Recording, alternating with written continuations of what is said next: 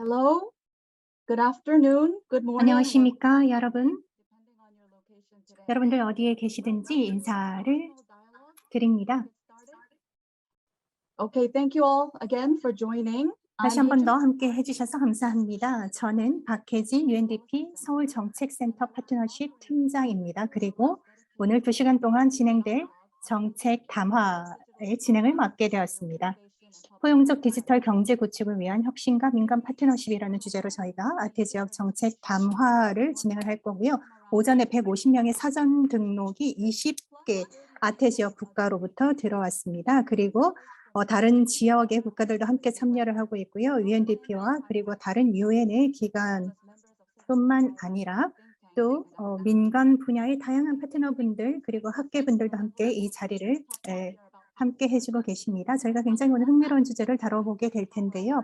오늘의 행사는 여러 파트너들께서 함께하고 계십니다. UNDP, 유네스캡, 그리고 WF나 그리고 시티프레뉴와 유스콜의 네트워크 파트너 기관들이 함께하고 계십니다.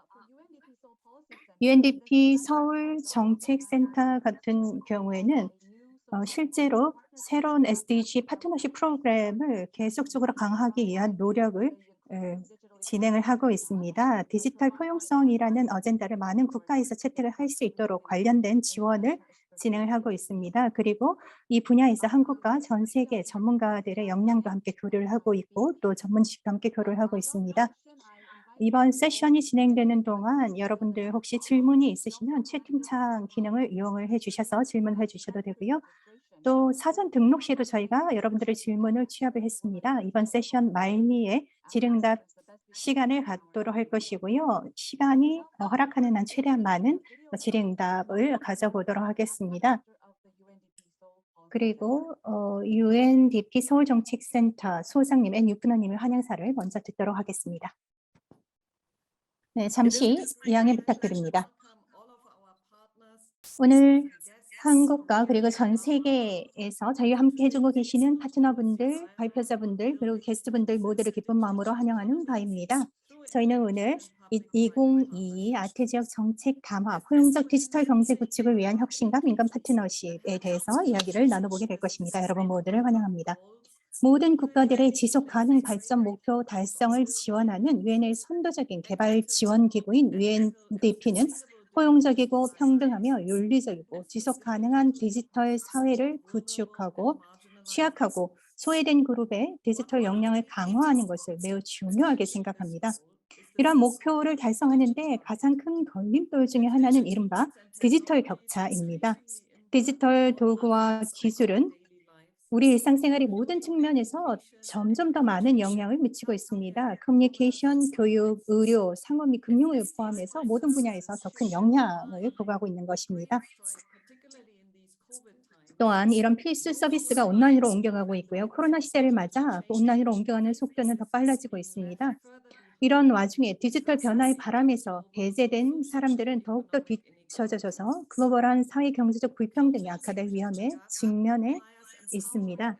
디지털 격차를 좁히려면 가장 취약한 이들, 예를 들어서 중소기업과 영세기업, 청년 및 여성기업과 같은 주요 경제 주체들을 포함해서 취약한 이들의 권한을 강화하고 업스킬링, 즉 기술을 향상시켜 디지털 경제에 대한 준비를 할 수 있도록 해야 하며 발전하는 기술의 혜택을 고용과 생계를 위해 활용할 수 있도록 해줘야 합니다. 이를 위해서는 모든 분야, 다시 말해 정부기관, 정책기관자, 민간부문 및 학계를 포함한 전 부문에 걸친 공동의 노력이 필요하고 이는 다양한 부문에서 초국가적으로 우리 앞에 놓인 기회와 도전 과제, 교훈을 함께 공유하기 위한 논의를 강화할 필요가 있다는 의미입니다. 오늘의 담화는 UNDP의 유스 코레 프로그램의 중요한 지식 교류 구성 요소 중 하나입니다. 유스 코레 프로그램은 UNDP와 시티 재단이 공동으로 발족한 이니셔티브로 사회 혁신을 통해 SDG의 이행을 가속화할 수 있는 잠재력을 가진 기업가들의 역량을 강화하기 위한 프로그램입니다. 유엔이스캡과 유스코랩의 다른 파트너들과 함께 오늘의 대화가 다 함께 지식을 교류하고 많은 것을 배울 수 있는 플랫폼이 되어 모두를 위한 디지털 경제 구축에 대한 아이디어를 다양한 맥락과 관점에서 비교할 수 있는 자리가 되기를 바랍니다. 유익한 토론과 아이디어를 기대하겠습니다. 감사합니다.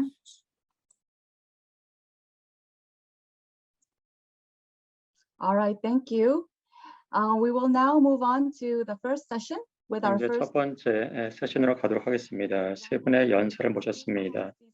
디지털 포용 정책과 이니셔티브의 예에 대해서 말씀을 해주실 것입니다.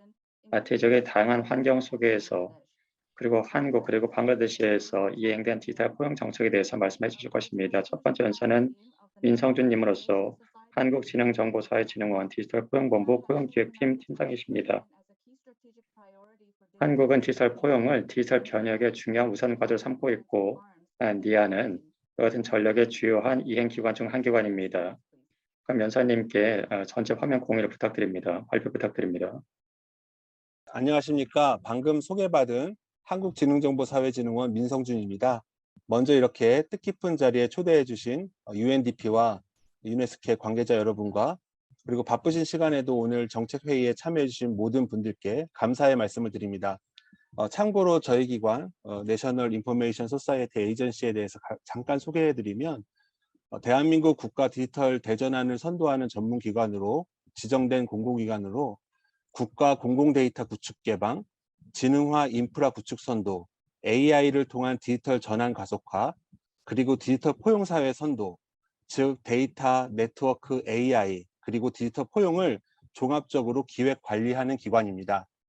이 중 저는 디지털 포용 관련 정책과 사업을 담당하는 부서 디지털 포용본부에 근무하고 있습니다. 그럼 저의 발표를 시작하도록 하겠습니다. 제 발표 주제는 보시는 바와 같이 대한민국 디지털 포용 정책에 대한 소개입니다.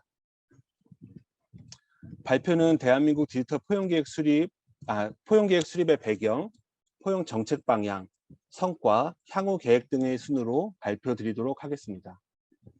이미 많은 분들께서 공감하고 계시듯이 4차 산업혁명 시대의 지능정보 기술의 확산은 사회 경제 전 영역에서 새로운 긍정적 효과를 가져오는 반면 부정적인 영향도 함께 유발하고 있습니다. 인공지능, 빅데이터 등 지능정보로 신산업이 창출되고 다양한 AI 기술 등이 인간 삶의 질을 개선하는 데 활용될 수 있는 부분 등이 긍정적인 효과의 일부 예시일 것이고요. 반면에 너무도 빠르게 고도화되고 있는 디지털 기술로 디지털을 잘 다루지 못하는 사람들에게는 경제사회적 불평등과 차별을 야기하는 것이 부정적인 효과의 일부 예시일 것입니다. 특히 이러한 불평등과 차별은 기술이 발달될수록 그 체감과 영향은 더욱 커질 것이고 그래서 결국에는 다양한 사회적 갈등으로까지 확대될 우려도 있다는 것이지요. 지금 우리는 모든 것이 디지털로 이루어지는 세상, 즉 디지털이 기본이 되는 세상에서 살고 있습니다. 이러한 환경에서 디지털에 익숙하지 않은 사람들은 단순히 불편함을 넘어 배제되고 더 나아가 생존의 문제로까지 위협받는 상황이 되었습니다. 실제 지난 코로나19를 통해서 오프라인 활동에 제약을 받게 되면서 디지털의 중요성은 이미 확인된 바 있습니다.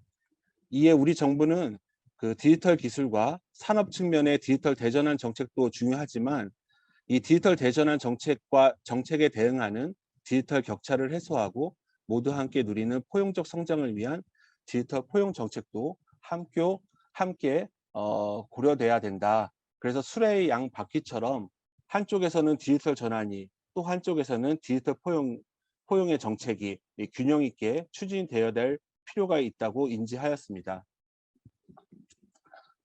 실제 우리 대한민국은 광대형 인터넷 접근성 세계 1위, 전자정보 발전지수 세계 2위 등 디지털 전환에 필요한 정보화 수준은 이미 세계 최고 수준입니다. 이에 비해서 취약계층 정보화 수준은 일반 국민을 100으로 보았을 때 72.7점 정도의 수준으로 대책 마련이 필요한 시점이었고요. 디지털 기술이 각 산업에 융합됨에 따라서 디지털 기반의 일자리 창출에 대한 고민도 함께 필요한 시점이었습니다. 또한 디지털을 통해서 다양한 사회 문제를 해결하고 개인 삶의 질 향상에도 기여할 수 있는 그러한 사람 중심의 서비스 개발 요구가 증대되고 있는 상황이었습니다. 이러한 배경에 따라 대한민국 정부는 2020년 6월에 관계부처 합동으로 3년 계획의 디지털 포용 정책을 마련해서 공표하게 됩니다. 정책의 대상은 모든 국민을 대상으로 하였고요. 모든 국민이 디지털 사회에 참여 동기를 가지고 디지털의 혜택을 능동적으로 찾아 누릴 수 있도록 할 수 있게 하는 방식으로, 그리고 단순 정부 중심의 탑다운 방식이 아닌 시민사회, 기업, 정부 등 범정부적으로 함께 협력하는 방향으로 정책이 마련되었습니다. 지금 보시는 슬라이드가 20년에 발표된 디지털 포용 추진 계획인데요. 다 함께 누리는 디지털 포용 세상 구현이라는 비전으로 4개의 핵심 과제로 구성되어 있습니다. 첫째, 국민 누구나 종합적인 디지털 역량을 갖추도록 하는 내용. 둘째, 취약계층도 쉽게 디지털 기술 및 서비스를 이용할 수 있도록 하는 디지털 이용 환경에 관한 사항. 셋째, 국민 삶의 질을 높이고 인간 중심의 디지털 기술과 서비스 제공에 관한 사항. 끝으로 지속 가능한 디지털 포용 생태계를 위한 추진 체계 및 법 제도와 관련한 사항으로 구성되었습니다. 전국민 디지털 종합 역량 강화와 관련해서는 전국 1000여 곳에 디지털 역량센터를 운영해서 누구나 가기 쉽고 찾기 쉽고 배우기 쉬운 디지털 역량 교육 환경을 구현한다는 내용입니다. 실제로 동계획 발표 이후에 전국 지자체와 협력해서 지역 도서관이라든지 주민센터, 마을회관 등과 같은 유휴 생활 SOC를 활용해서 디지털 역량센터를 전국 1000여 곳에 운영하고 있습니다. 개인의 디지털 역량 수준을 진단할 수 있는 디지털 역량 수준 척도를 개발해서 필요한 교육을 수준별 맞춤형으로 제공하고 있습니다. 또한 모든 국민의 소프트웨어 AI 등 신기술 디지털 역량과 인터넷 윤리, 사이버 폭력 예방 교육 등 디지털 역기능 예방 교육도 확대한다는 내용도 담았습니다. 다음, 디지털 접근성 보장 등 디지털 이용 환경 조성에 관한 사항으로는 첫째, 농어촌 지역의 와이파이망과 초고속 인터넷을 보급해서 보급을 확대하고 장애인, 고령자, 저소득층을 대상으로 디지털 기기 및 요금 지원 등을 통해서 누구나 어디서든 디지털을 이용할 수 있도록 하는 기반을 조성한다는 내용과 둘째, 웹, 앱, 그리고 키오스크 등 디지털 접근성 보장을 위한 관련 제도를 개선한다는 내용, 특히 최근 이슈가 되고 있는 키오스크에 대하여 접근성이 보장된 키오스크를 개발한다든지 접근성 준수가 미흡한 기업이라든지 기관 등을 대상으로 접근성 기술 지원 등을 추진한다는 내용 등이 담겨 있습니다. 다음, 디지털 기술로 국민 삶의 질을 개선한다는 내용의 포용적 디지털 기술 및 서비스 활용 촉진과 관련한 사항으로는 우선 사회적 약자가 일상생활에서 직면한 문제를 지능정보기술로 해결할 수 있는 서비스를 발굴하여 시범 실증하고 확산한다는 내용으로, 예를 들면 지능형 키오스크 개발이라든지 장애인 이동권 보장을 위한 실내 길 안내 내비게이션이라든지 IoT, AI를 통한 맞춤형 돌봄 서비스 등을 제공하는 사업 등이 담겨 있습니다. 나아가 디지털 기반의 사회적 기업을 지원하고 디지털 기반의 포용적 일자리 창출을 위해 수어 데이터, 음성 데이터 등 크라우드 소싱 방식으로 포용적 디지털 서비스 개발에 필요한 AI 학습용 데이터셋 구축 사업 등을 일자리 사업과 연계해서 추진한다는 내용도 담겨 있습니다. 끝으로 지속 가능한 디지털 포용 생태계 조성을 위해 민관 협력 체계 등 범정부적 디지털 포용 추진 체계를 조성하고 이런 모든 내용들의 법적 근거 마련을 위해서 디지털 포용 법률을 제정한다는 내용도 계획에 반영되어 있습니다. 그럼 20년 디지털 포용 계획 발표 후 추진되고 있는 사업 중 핵심 사례와 성과를 간략히 말씀드리도록 하겠습니다. 보시는 슬라이드는 전국민 디지털 역량 강화를 위한 디지털 역량센터의 교육 사례입니다. 앞서 말씀드린 바와 같이 전국 1000여 곳의 디지털 역량센터를 통해 디지털 기초, 디지털 생활, 디지털 심화 등의 수준별 필요한 교육을 맞춤형으로 제공하고 있습니다. 특히 본 사업은 대한민국 새롭게 출범한 윤석열 정부에서도 국정과제로 반영되어 디지털 교육의 내용과 범위가 확대되어 국가의 핵심 사업으로 진행될 예정입니다. 참고로 디지털 역량센터는 별도 구축하는 것이 아니라 유휴 생활 SOC를 활용해서 구성한 것이고, 특히 역량센터에는 디지털 체험존이 함께 구성되어 특히 반복 학습이 필요한 분들이 키오스크라든지 태블릿 기기, AI 스피커 등 다양한 디지털을 반복적으로 경험하고 체험할 수 있도록 하고 있습니다. 디지털 역량센터는 20년 9월부터 추진돼서 작년 21년 12월 기준, 다시 말해 약 1년 6개월 동안 전국 108만 명의 국민들이 디지털 교육의 혜택을 받았습니다. 여기에는 고령층 32만 명과 더불어서 소상공인 2만여 명, 농어업인 10만여 명, 돌봄아동 2만 5천 명, 장애인 2만여 명 등이 포함되어 있습니다. 교육을 통해서 개인별 약 28.8% 정도의 디지털 역량이 향상된 것으로 조사되었습니다. 또한 동사업을 위해 매년 4,000명의 디지털 강사와 서포터즈를 양성해서 디지털 역량센터에 배치해서 강사와 서포터즈로 이제 활용하고 있는데요. 이러한 방식을 통해서 4,000명의 민간 일자리 창출의 성과도 함께 이루어내었습니다. 디지털 역량센터 교육 현장의 모습입니다. 지금 보시는 슬라이드는 수준별 맞춤형 교육을 위한 디지털 역량 수준 척도 및 수준 진단 서비스 제공의 상세 내용입니다. 수준별 맞춤형 교육을 위한 교육 콘텐츠 개발 내역입니다. 저희가 2년간 약 70여 종의 교육 콘텐츠를 개발해서 교육에 활용하고 있습니다.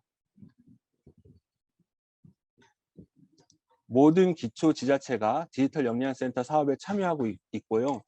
20여 개의 민간 교육 전문 기업, 그리고 부처, 공공기관 등 많은 다양한 유관기관들이 참여해서 협력하고 있습니다. 특히 소상공인을 지원하는 공단이라든지 사회적 기업을 지원하는 기관들과 협력해서 코로나로 매출이 급격히 하락한 소상공인이나 사회적 기업을 대상으로 디지털 마케팅이라든지 디지털 주문, 디지털 결제, 이런 환경 구축 등을 지원하였습니다. 포용적 디지털 이용 환경 조성과 관련해서는 웹, 앱, 키오스크 등에 대한 디지털 접근성 기술 기준을 마련함과 동시에 기관 및 기업들에게 컨설팅하고 있으며 접근성 수준을 매년 실태 조사를 통해서 실시하고 있습니다. 3분 남았습니다. 이 밖에도 포용적 디지털 활용 촉진과 관련해서는 21년 기준 장애인 대상 장애 유형별 보조기기를 3,200여 대 보급해서 디지털 이용 기회를 보장하였고, 청각 장애인을 위한 문자 영상 변환 안내 서비스라든지 AI 기반의 발달 장애 인지 학습 서비스라든지 취약계층 삶의 질 개선을 위한 다양한 포용적 기술을 개발해서 서비스를 제공하고 있습니다. 끝으로 지속 가능한 디지털 포용 기반을 위해 디지털 포용 법률안을 작년에 만들어서 현재 국회에서 논의 중에 있습니다. 발표를 마무리하면서 끝으로 곧 제정이 예상되고 있는 디지털 포용 법률안을 간략히 소개해 드리도록 하겠습니다. 동 법률은 올해 말경에 제정될 수 있을 것으로 기대되고 있는데요. 총 35개 조문으로 구성되어 있습니다. 우선 디지털 포용에 대한 정의와 법의 목적이 설명되어 있고, 범정부적 디지털 포용 정책 추진을 위한 디지털 포용위원회라는 추진체계와 관련한 사항, 그리고 동추진체계를 통해서 3년마다 디지털 포용 기본계획을 수립하고, 이에 따라 각 부처별 연간 실행계획 수립 의무에 관한 사항이 반영되어 있으며, 디지털 역량센터의 법적 근거와 역량센터를 통한 디지털 기본교육, 그리고 디지털 기반의 직업훈련 교육에 관한 사항 등이 정의되어 있습니다. 접근성 보장과 관련해서 접근성 보장을 위한 이행 실태 점검 및 조사, 결과 공표의 근거가 마련되었고, 디지털 기술의 포용적 활용 촉진을 위해 유망한 디지털 포용 기술 서비스를 지정하고 이를 국가가 지원할 수 있는 근거, 그리고 디지털 포용 사업에 참여하는 기업을 지원하는 근거, 끝으로 디지털 포용과 관련된 산업이 발전될 수 있도록 디지털 포용 표준화라든지 전문 인력의 양성, 기업 지원 등에 관한 조항들로 법률안이 마련되어 있습니다. 동법이 올 하반기에 제정될 것으로 기대하고 있으며, 법이 제정되면 새로운 기본계획이 만들어져야 하고, 그래서 현재 저희 NIA에서는 부처와 함께 새로운 더 발전된 디지털 포용 2.0 계획을 수립 중에 있습니다. 계획이 확정되면 그 내용을 다음번에 소개할 수 있는 기회가 있기를 기대해 보겠습니다. 이제 모든 것이 디지털로 하나가 되는 세상이 되었습니다. 이번 워크숍을 통해 국내의 디지털 포용을 넘어 글로벌 디지털 포용을 위한 국가 간 협력 방안이 모색되는 계기가 되었으면 합니다. 감사합니다.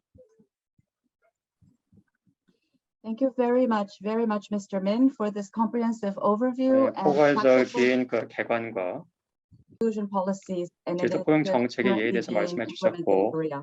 현재 그 What's 이행되고 있는 디지털 particularly 포용 계획에 interesting 대해서 is 말씀해 the 주셨습니다. 특히나 institutional and 흥미로웠던 multi-sector 것은 partnership structure that is behind these policies. 이와 같은 Maybe 정책 we can hear 이면에 more about this 있는 during the Q&A session later 다양한 on. 그 파트너 간의 협력이었는데 이 점에 대해서는 저희가 Q&A 시간에 더욱더 All right, 자세한 next 사항을 up, 알아볼 수 있을 것 we have 같습니다. another country example from 먼저 다른 국가 예를 Bangladesh. 들어보도록 하겠습니다. So this time from Bangladesh. 방글라데시 사례를 들어보도록 하겠습니다. A2I, or Aspire to Innovate, is the flagship program of the Digital A2I, Aspire Bangladesh to Agenda, Innovate which, among 프로그램을 other things, promotes the financial 포함해서 of 방글라데시는 정부의 marginalized 디지털 populations. 방글라데시 어젠다 프로그램을 통해 공공 서비스의 혁신을 활용 촉진하고 또 포용적 금융을 촉진하고 있습니다. 방글라데시 ICT 부처의 디지털 금융 서비스 전문가이자 A2I에서 디지털 금융 서비스 이니셔티브를 조율하고 있는 투르 하사님을 모셔보도록 하겠습니다. 발표 진행해 주십시오. 네, 먼저 화면을 공유하도록 하겠습니다. 저는 방글라데시에서 현재 일을 하고 있고요. 여러분 모두 안녕하십니까? 발제자분들 그리고 함께 하고 계시는 참여자분들께 다시 한 번 더 감사의 말씀을 드립니다. 저는 포용적인 디지털 경제 구축과 관련해서 모범적인 정책이라든지 이니셔티브들이 어떤 것들이 있는지 그리고 또 어떤 기회들과 도전 과제들이 있는지에 대해서 말씀을 나누고자 합니다. 저는 방글라데시 정보통신부 디지털 금융 스페셜리스트이고요. 방글라데시의 A2I 프로그램에 대해서 말씀을 드리고자 합니다. 저희가 어떤 작업들을 하고 있는지에 대해서 말씀을 드리고요. 그리고 정부와 어떤 식으로 협업을 하고 있고 디지털 포용성 강화를 위해서 어떤 정책들 또 어떤 활동들을 하고 있는지에 대해서 세부적으로 말씀을 드리고자 합니다. A2I는 방글라데시 정부가 진행하고 있는 이니셔티브 프로그램이라고 말씀을 드릴 수 있고요. 다양한 부처 그리고 또 국무총리실을 포함해서 다양한 정부 부처가 함께 협업으로 진행하고 있는 그런 이니셔티브라고 말씀을 드릴 수 있습니다. 디지털 서비스 개발이라든지 정책 개혁이라든지 그리고 공급자 역량 강화라든지 또 소비자 인식 제고 같은 것들을 진행을 하고 있습니다. 또 변화 인센티브도 진행을 하고 있고요. 정부와 그리고 다양한 개발 파트너들과 함께 스타트업 형태로 진행하는 그런 이니셔티브라고 말씀을 드릴 수 있습니다. UNDP도 함께 파트너로서 노력을 하고 있습니다. 사실 저희가 말씀드리고자 하는 부분은 공무원 그리고 민간 부분 NGO를 포함해서 핵심적으로 한 200명 이상의 인력이 함께 현재 이니셔티브를 추진을 하고 있고요. 9,000개 이상의 영세 기업들 그리고 1,000개 이상의 정부 혁신팀이 함께 협업해서 노력을 하고 있습니다. 프라이빗 파트너들도 100개 이상 함께 참여를 하고 있다는 부분도 여러분들께 말씀을 드리고자 합니다. 그리고 A2I의 범위는 다시 한 번 더 말씀을 드리면 디지털 서비스 개발과 또 디지털 서비스 플랫폼을 구축을 하는 것이고요. 또 정책 개혁도 함께 진행을 하면서 공급자 부분의 역량을 또 구축하고 소비자들의 인식도 제고를 하고자 합니다. 방글라데시 같은 경우에는 저희는 굉장히 간소화된 툴을 사용을 해서 이 이니셔티브의 임팩트, 영향 같은 것들을 측정, 평가를 하고 있는데요. 정부 측면에서 본다라고 하면은 실제로 시골 지역에 있는 농업 지역에 있는 국민들에게 어떤 식의 긍정적인 영향을 주고 있는지를 보통 많이 평가를 할 수 있다라고 말씀을 드릴 수 있습니다. 저희는 TCB, 시간, 코스트, 비용 그리고 이제 절감되는 방문 수 같은 것들을 저희가 기준으로 해서 평가를 하고 있는데요. 보시는 이 세 가지가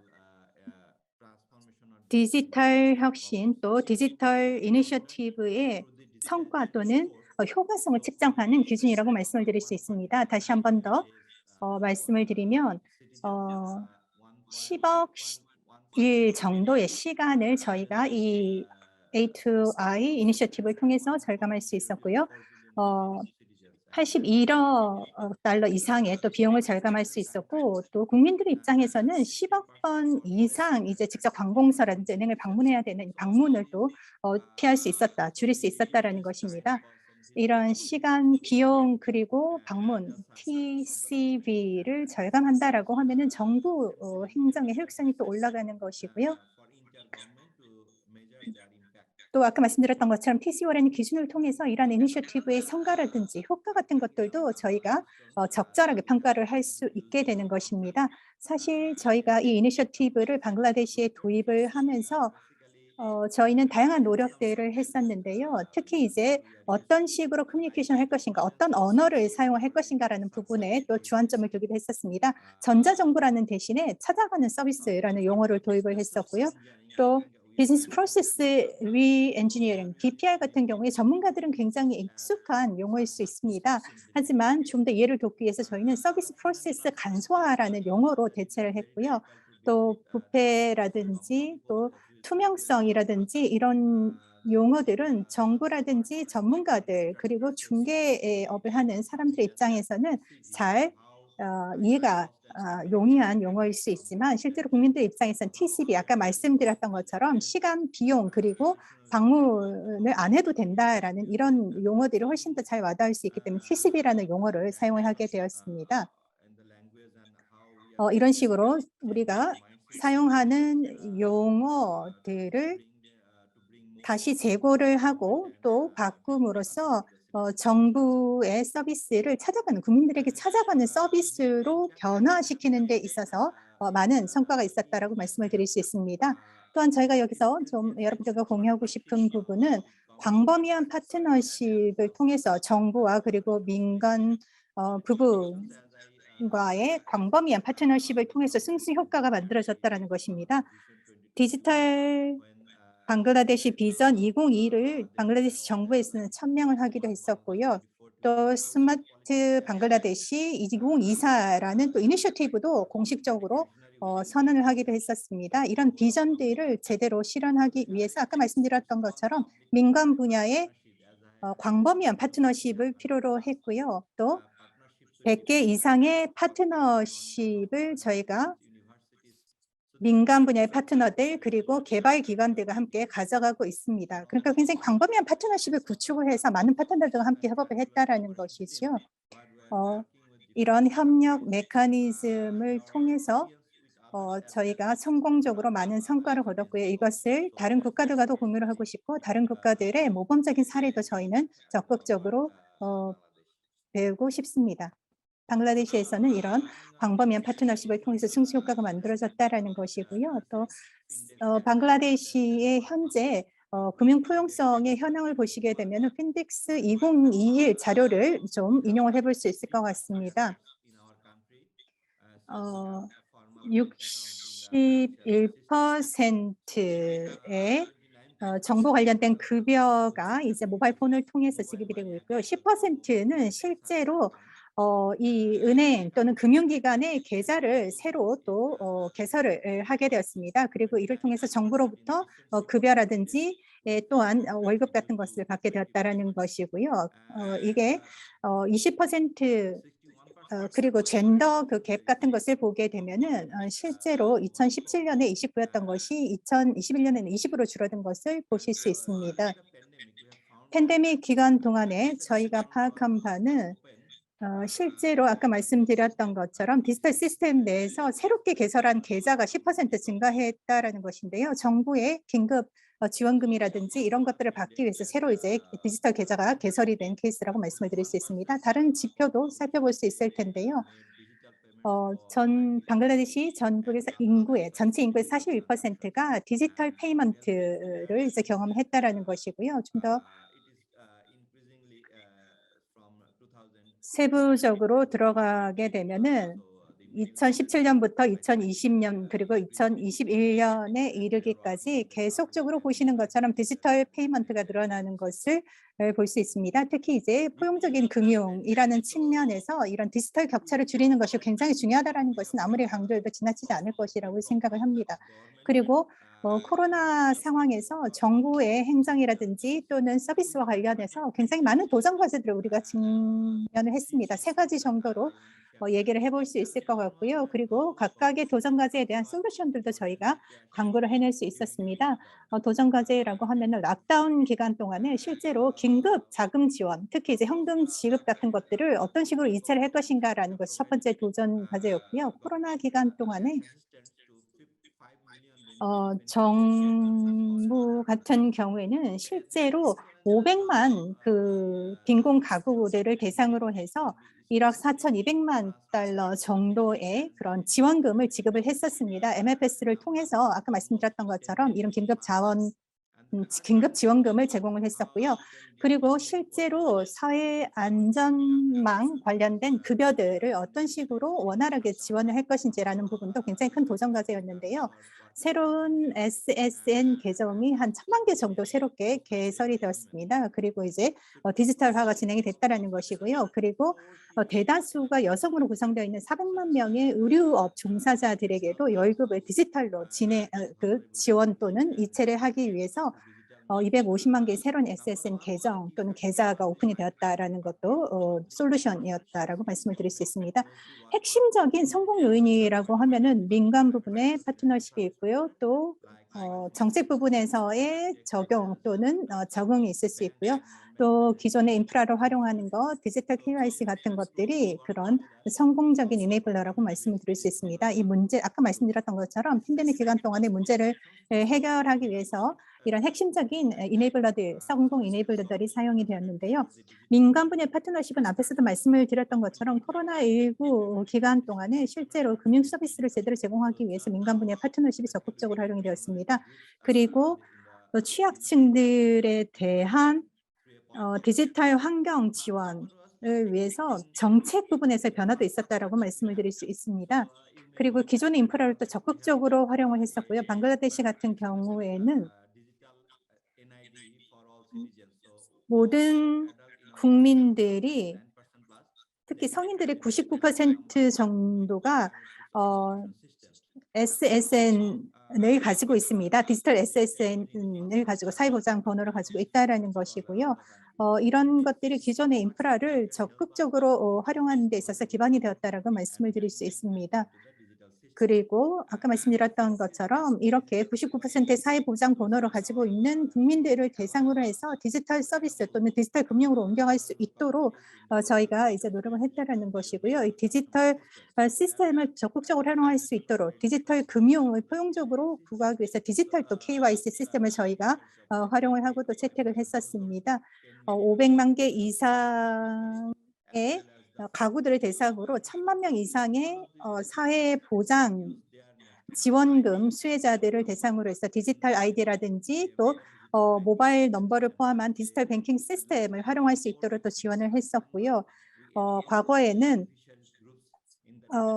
실제로 물리적으로 이런 이체를 받았던 사람들이 한 달 동안 또는 4주간의 기간을 통해서 디지털 등록을 통해서 디지털로 이런 급여 또는 복지기금이나 지원금을 지급을 할 수 있게 되었습니다. 또 CSSME가 실제로 방글라데시 경제에서 차지하는 비중은 굉장히 크다라고 말씀을 드릴 수 있는데요. 4개 정도의 이 CMSME들이 가지고 있는 도전 과제들이 있었습니다. 파이낸스에 대한 접근성이 떨어지고 시장이라든지 마케팅 관련된 지식이 없다라는 것, 그리고 스킬이라든지 역량이 부족하다라는 부분, 관련해서 문서 작업이라든지 이런 것들이 취약하다라는 점이었습니다. 그래서 디지털 거래가 실제로 더 효과적으로 활용이 되기 위해서 포용적인 디지털 경제 또는 생태계를 구성하기 위해서 캐시보다는 디지털 거래가 더 효과적으로 또는 효율적으로 사용될 수 있는 경우를 파악을 했고요. 또 다양한 디지털 이니셔티브의 다양성 등을 파악을 하고 여성들에게는 배의 노력을 부과를 해서 또 포용적인 디지털 에코시스템 생태계를 만들기 위해서 노력을 했었습니다.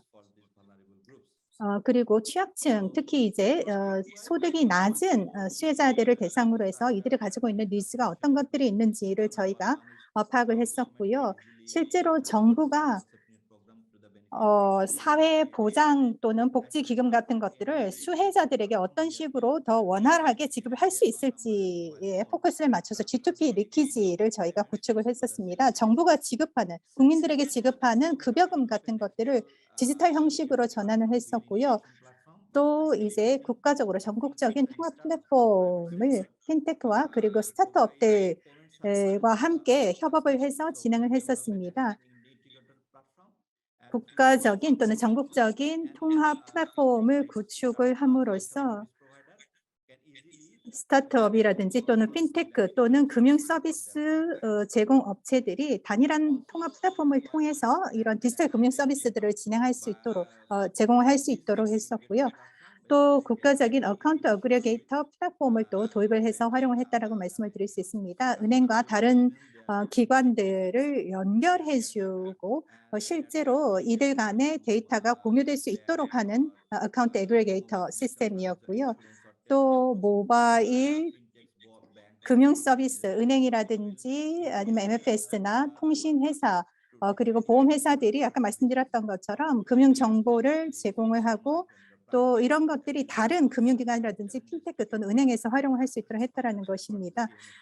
CSSME 그러니까 중소기업들, 영세기업들이 금융 서비스에 좀 더 쉽게 접근할 수 있도록 이런 디지털 플랫폼 같은 것들을 저희가 구축을 했다라는 것이고요. 또 이 디지털 플랫폼을 통해서 금융 관련된 정보들이 보다 편리하게 공유가 되고 또 접근이 될수록 했습니다. 이게 CSSME와 또 개개인들이 디지털 금융 서비스를 더 원활하게 활용하는 데 도움이 됐다라는 것이고요. 특히 이제 CSSME 같은 경우에는 저희가 디지털 포용성 또는 디지털 금융이라는 측면에서 5개 과제를 선정을 했습니다. 디지털 혁신이라는 것, 그리고 역량 구축이라는 부분, 그리고 SME 또 CMSME 같은 경우에는 서비스 디지털화와 관련해서 이런 역량이 부족한데 이런 역량들이나 스킬을 개발할 수 있도록 했다라는 것이고요. 또 비즈니스의 디지털화 그리고 비즈니스의 개선을 위해서 시장에 대한 접근성, 디지털화를 또 지원을 했다라는 것이고요. 기존의 공급망 같은 경우에도 예를 들어서 다양한 정보 같은 것들을 접근하고 또 공유할 수 있도록 이런 부분에 대한 디지털화도 또 중요한 과제로 파악이 되었습니다. 또 원스톱 샵 같은 경우에 실제로 이런 CMSME들의 제품을 쉽게 마케팅하기 위해서 원스톱 샵과 같은 그런 시스템이 필요하다라는 것도 과제로 또 저희가 파악이 되었습니다. 셀프 서비스라든지 이런 것들을 가능하게 하는 시스템이 필요하다는 것이죠. 이 5개의 분야가 저희가 CMSME와 관련해서 우선 과제로 정리한 과제라고 말씀을 드릴 수 있습니다. 이게 5개의 중요 개입 요소라고 말씀을 드릴 수 있습니다. 감사합니다. 할산님. 굉장히 모범적인 A2I 같은 경우에는 디지털 접근성이라든지 또 혁신적인 금융 서비스 제공이라는 측면에서 모범적인 사례라고 생각을 합니다. 다음 세션에서 좀 더 저희가 세부적으로 들을 수 있을 것이라고 생각을 하고요. 특히 민간 분야 파트너십의 혁신 또는 생태계를 통해서 저희가 선순환 구조를 만들어낼 수 있을 것 같습니다. 조나단 왕 다음번 발표자분을 모셔보도록 하겠습니다. and Social Commission for Asia and the Pacific. He will give us a 미네스카 본부 기술 혁신국 과장이시고 전반적인 그 정책과 디지털 변혁의 기회와 과제에 대해서 말씀해 주시겠습니다. 그리고 영국의 국제개발부에서도 근무하신 적이 있으시며 혁신 기술, 기업과 정신, 그리고 혁신 파이낸싱에 대해서도 전문 지식을 갖고 계십니다. 발표 부탁드립니다. 감사합니다. 슬라이드 잘 보이십니까? 예, 잘 보입니다. 시작하도록 하겠습니다. 여러분 모두를 환영하는 바입니다. 저는 조나단 웡이고 미네스카 본부 기술 혁신국 과장입니다. 에스캅이라고 불리기도 하죠. 오늘 이 자리에서 정책 우선 과제에 대해서 말씀드리겠습니다.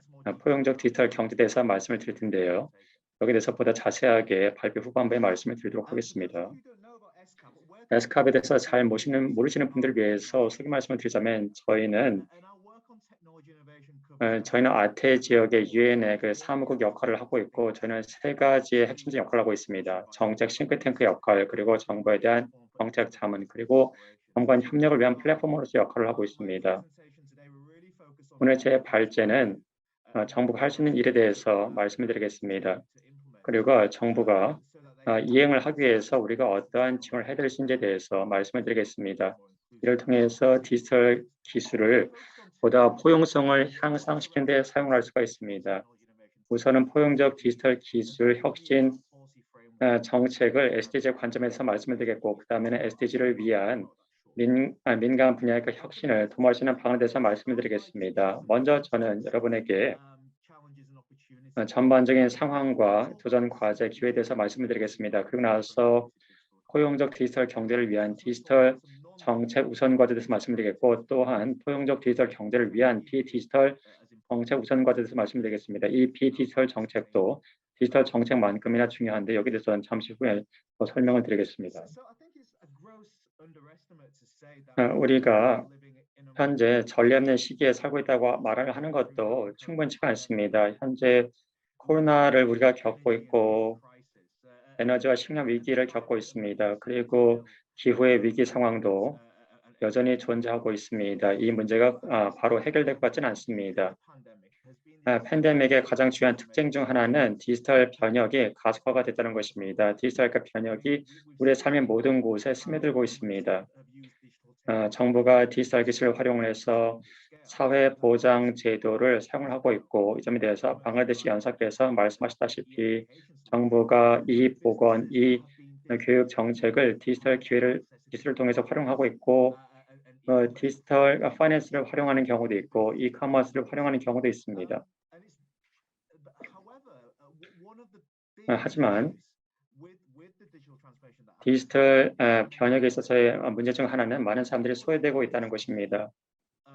이 참석하신 모든 그 분들은 디지털 세계에 접근할 수가 있습니다. 안타깝게도 20억 명 이상의 사람들이 아태 지역에서 디지털을 접근하지 못하고 있습니다.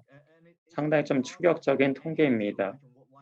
그리고 우리가 인터넷을 사용하지 못한다면 그 삶이 상상이 되지 않겠죠. 하지만 이 안타까운 현실이 20억 명의 사람들이 겪고 있는 현실입니다. 그리고 이 디지털 소외를 막는 것이야말로 우리에게 있어서는 가장 큰 도전 과제일 것입니다. 그렇지 않을 경우에는 이와 같은 디지털 접근성의 부족 때문에 아태 지역의 불평등은 더욱더 심각해질 수가 있습니다. 이와 같은 그 관점에서 그 포용이라고 하는 것이 정부의 디지털 정책과 전략에 있어서 핵심이 되어야 합니다. 그 같은 정책은 어떠한 형태를 띠게 될까요? 먼저 포용적 디지털 경제를 위한 디지털 정책에 대해서 말씀을 드리겠습니다. 에스캅에서는 5가지의 포용적 디지털 경제의 기반에 대해서 말을 하고 있습니다. 디지털 연결, 디지털 스킬, 디지털 아이디, 디지털 금융, 이커머스입니다. 아태 지역에서 잠깐 예를 들어보자면 인도 같은 경우에는 아시겠지만 디지털 아이디어 플랫폼이 출범이 되었습니다. 이를 통해서 인도 그 정부는 사회 보장, 사회 안전망을 배포할 수가 있게 되었고 중국 같은 경우에는 아주 그 자세한 정책을 가지고 있습니다. 저소득 지역의 이커머스를 지원하기 위한 그 법안과 프로그램을 가지고 있고 태국 같은 경우에는 공용 무료 와이파이를 제공하고 있고 무료 핫스팟을 제공을 함으로써 특히나 이제 빈민들이 이 디지털에 접근할 수 있도록 하고 있습니다. 터키 같은 경우에도 저희가 이제 그 젠더의 디지털 격차에 대해서 우리가 이야기를 나누고 있는데 터키 같은 경우에는 커넥티드 위민이라는 그 같은 여성들의 디지털 스킬을 향상시키기 위한 프로그램을 운영하고 있습니다. 피지는 최근에 금융 포용 전략을 발표했는데 이들은 이 전략 안에 측정 가능한 목표를 세워서 여성들이 디지털 포용 전략에서 혜택을 얻고 이들의 디지털 툴을 활용해서 이 목표를 달성할 수 있도록 하는 방안이 담겨져 있습니다. 또한 정부 간의 협력 차원에서 우리는 현재 인도네시아 정부를 DEWG 회의에서 지원을 했습니다. 한국도 G20 국가 중 한 곳으로서 이들 국가들은 취약 계층이 디지털 경제에 유의미하게 참여할 수 있도록 독려를 하고 있습니다. 같은 이제 디지털 경제, 디지털과 포용이 G20 그리고 정부 간 협력에 있어서도 중요한 주제로 부상하고 있습니다.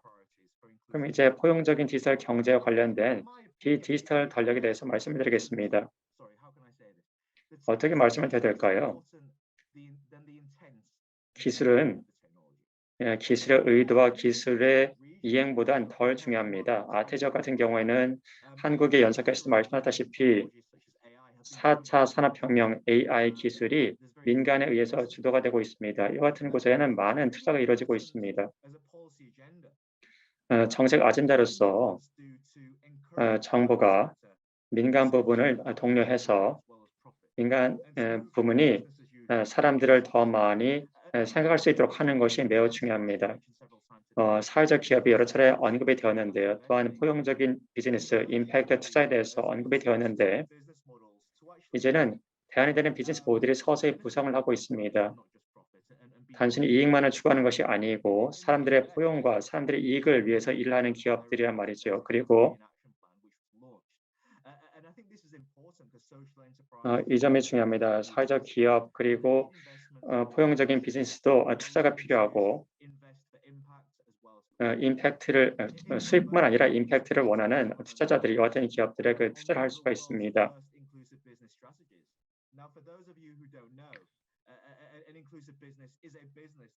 인클루시브 비즈니스 함은 빈민들을 타겟으로 하는 비즈니스로서 이들에게 제품과 그 서비스를 주력해서 제공하는 그 기업들이고 이와 같은 기업들 같은 경우에도 디지털과 포용에도 매우 중요합니다. 그리고 한국과 태국 같은 경우에는 사회적 기업법, 사회적 기업 육성법을 가지고 있습니다. 차세대 기술 기업가들은 수익만큼이나 그 사람들을 생각을 해야 될 것입니다. 그걸 통해서 사회적 기업을 육성을 하는 것이 중요해질 것입니다. 그리고 정부 간 차원에서 봤을 때 몇 년 전에 아세안 회원 국가들은 포용적인 비즈니스 가이드라인을 발표했습니다. 그리고 아태 지역에서도 이와 같은 그 가이드라인이 이행이 될 수 있기를 바랍니다. 시간이 충분치는 않은 것 같은데요. 제가 세 가지 주요 메시지에 대해서 말씀드리겠습니다. 첫 번째로 디지털 기술은 포용을 위한 힘이 될 수가 있습니다. 또한 디지털 기술 때문에 불평등이 심화가 될 수가 있습니다. 아태 지역의 20억 명의 사람들은 디지털 기술에 접근하지 못하고 있고 이것이 좋은 예입니다. 우리는 차세대 기술 기업들을 육성을 해야 됩니다. 이들은 수익만큼이나 사람들을 생각을 할 것입니다. 그래서 사회적 기업과 사회적 포용이라고 하는 것이 정부에 있어서도 매우 중요한 정책이 될 것입니다. 그리고 여하튼 아젠다에 대한 정부의 정책은 여하튼 소외되는 사람들을 지원할 수 있을 정도로 전략적이어야 되고 의도가 있어야 됩니다. 한국의 연사께서도 말씀하셨다시피 그와 같은 구체적인 디지털 정책이 있어야지만 그와 같은 SDG를 추진함에 있어서 사람들이 소외가 되는 것을 막을 수가 있습니다. 감사합니다. 발표 감사합니다. 포용이 디지털 변혁 정책의 핵심이 된다고 말씀하셨고요. 그리고 민간 부문이 지속 가능한 발전을 할 수 있도록 지도하는 것도 중요하다고 생각하고 있고 여기에 대해서 저희가 또 추가적인 논의할 수 있다고 생각을 합니다. 그럼 두 번째 세션 넘어가도록 하겠습니다. Hear more about concrete tools for financial inclusion. 이제 이 포용적인 금융이라는 측면에서의 구체적인 사례를 여러분들과 함께 두 번째 세션에서 공유하고자 합니다. 첫 번째 연사로는 피터 모건 아시아 개발은행 부서 연구소 ADBI 선 컨설팅 이코노미스트를 모셔볼 텐데요.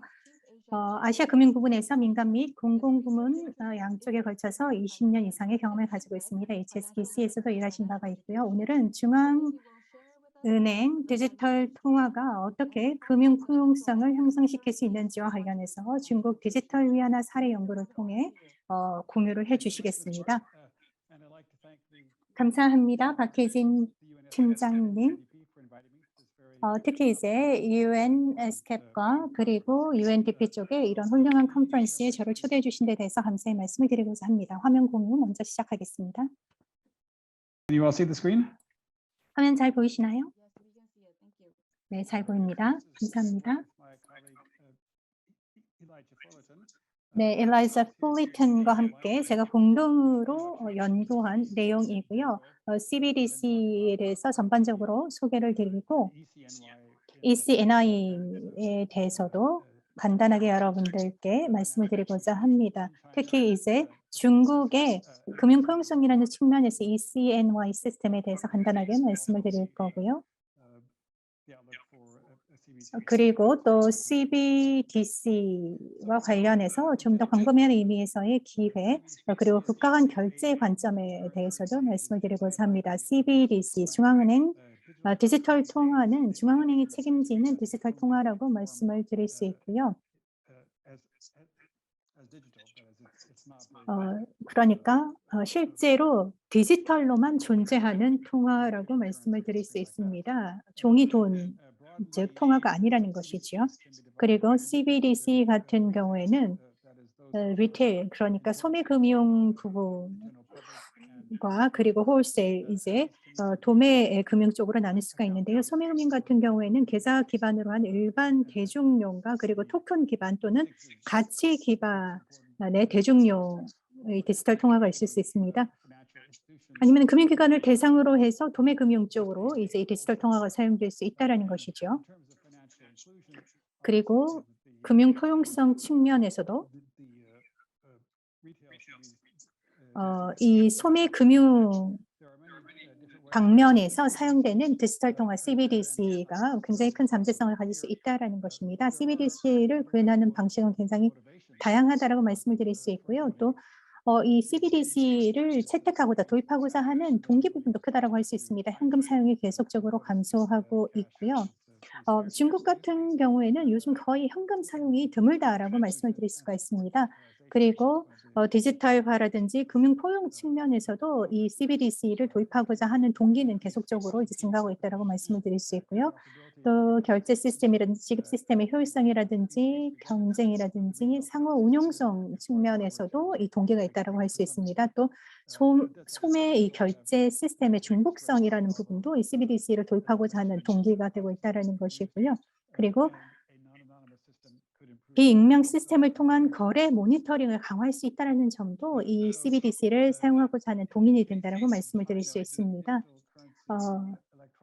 중국 같은 경우에는 이 디지털 통화를 사용한다라는 측면, 특히 이제 디지털 통화 전자 결제 같은 경우에는 중국 중앙은행이 2014년부터 이제 관리를 하고 있는 부분이라고 말씀을 드릴 수 있습니다. 중앙화된 시스템으로 이 CBDC를 PBOC를 통해서 이제 관리를 하고 있다라고 말씀을 드릴 수 있고요. 법정 통화지의 소매 CBDC의 형태로 이제 이 CBDC가 유통이 되고 있습니다. 파일럿 테스트를 통해서 20개의 4기업 그리고 2022 베이징 동계올림픽에서도 이 CBDC가 사용이 되었고요.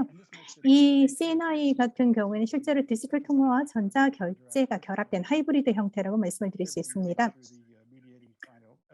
중앙은행이 발행하지만 실제로 승인받은 중개기관이 운영이나 거래를 이제 담당을 한다라고 말씀을 드릴 수 있고요. 기존 금융기관과의 경쟁은 이제 피하는 형태로 CBDC가 도입이 되어서 중국 같은 경우는 사용이 되고 있습니다. 중앙은행은 대중과 직접 연결되지 않는 투티어 시스템이라고 말씀을 드릴 수 있습니다.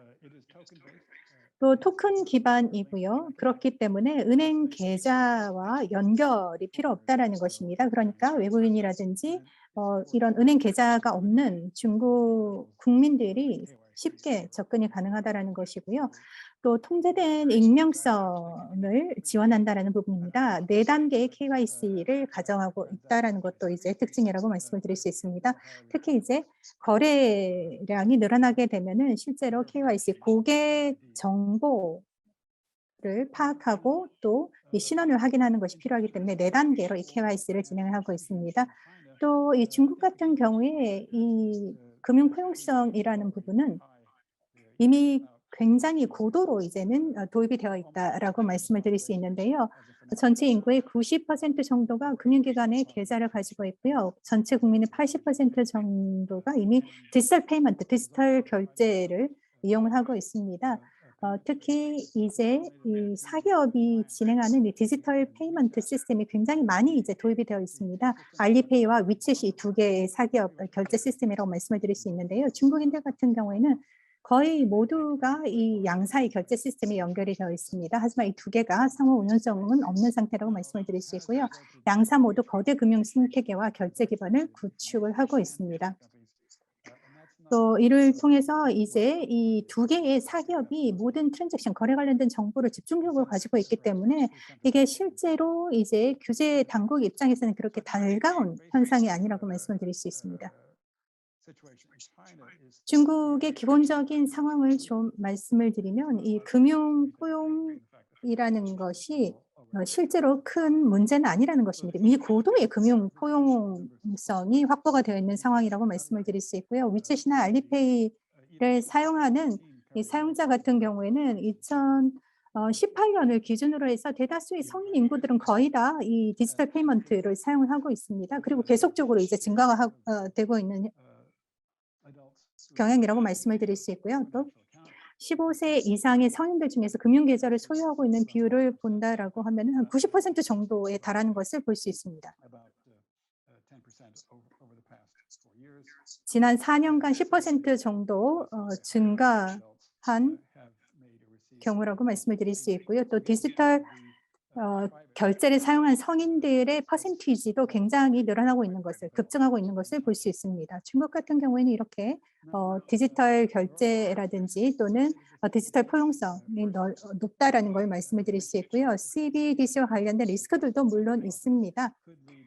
은행 예금과 경쟁할 경우에는 예금 유출이라든지 은행의 신용 저하라든지 은행의 성과 저하 같은 것들이 일어날 수 있고요. 현금처럼 활용할 경우에는 현금 사용을 저하시킬 수 있다는 것입니다. 첫 번째 위험과 관련해서는 투티어 시스템을 이제 도입함으로써 문제를 해결하고자 하고 있고요.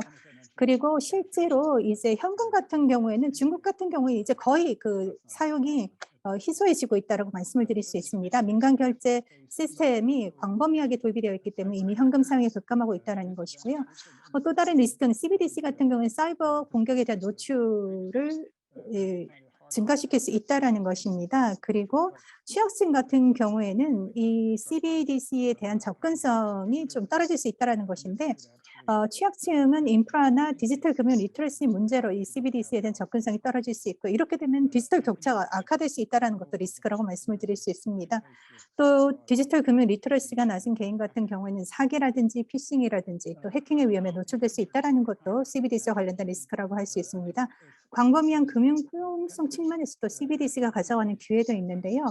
특히 금융 포용성이라는 측면에서 민간 결제 시스템이 제한적인 곳에서는 결제 시스템에 대한 일반인들 또는 취약층들의 접근성을 제고할 수 있다는 것입니다. 또 정부가 제공하는 사회 안전과 관련된 급여금, 개인 사회보장급여를 직접적으로 이체할 수 있게 되고 이렇게 되면 효율성을 증가시키는 한편 또 부정 가능성을 줄일 수 있다는 것도 기회라고 할 수 있습니다. 지급 시스템을 통해서 금융 교육이라든지 디지털 금융의 교육이 제공될 수 있다는 것도 잠재적인 기회의 분야가 될 수 있고요. 또 송금 및 이커머스, 전자상거래 비용을 절감할 수 있고 잠재적인 기회 부분을 좀 두 가지로 정리해서 말씀드리면 유통의 중개 역할이라든지 이커머스의 발전을 촉진할 수 있다는 부분입니다. CBDC 같은 경우에는 흥미로운 사용 사례가 이제 국가 간 결제 부문에서 좀 찾아볼 수 있는데요. 다수의 아시아 국가가 해외 근로자 송금 수입에 의존을 하고 있습니다. 하지만 송금 수수료가 6%에서 7%로 굉장히 높은 상태입니다. 그렇기 때문에 금융 포용성의 장애물이 이 높은 송금 수수료라는 것이고요. 또 CBDC를 적용을 하게 되면은 실제로 이러한 송금 수수료와 같은 코스트를 현저하게 절감시킬 수 있습니다. 국가 간 조율이 가능할 경우에 말이지요. 그래서 지금 엠브리지 프로젝트는 를 포함해서 다양한 파일럿 프로젝트들이 진행이 되고 있고요. 엠브리지 프로젝트 같은 경우는 PBOC도 현재 참여를 하고 있습니다. 하지만 여전히 많은 이제 장애물들이 존재하고 있다라고 말씀을 드릴 수 있는데요. 복수의 CBDC 시스템이 효율적으로 상호작용을 해야지만 이런 기회를 저희가 그러니까 국가 간 결제와 관련된 기회를 충분히 실현할 수 있기 때문입니다. 엠브리지 프로젝트 같은 경우는 중국, 홍콩, 태국 그리고 아부다비가 함께하는 프로젝트라고 말씀을 드릴 수 있는데 국가 간 결제 프로젝트입니다. 중국 같은 경우에 이 CBDC 프로젝트와 관련해서는 가장 앞서 있는 국가 중에 하나라고 말씀을 드릴 수 있고요. 이게 결제 시스템 부분에서의 경쟁을 제거할 수 있다라는 부분이 또 결론이라고 말씀을 드릴 수 있습니다. 그럼에도 불구하고 사실 국내 사용은 좀 약세입니다. 중국의 국내 기존 결제 시스템이 이미 고도의 금융 포용성을 가져가고 있기 때문입니다. 하지만 이런 기존의 사기업에 의한 결제 시스템이 확보되지 않은 국가 같은 경우에는 CBDC가 가져올 수 있는 금융 포용성 측면에서 효과는 클 수 있을 것이라고 생각을 합니다.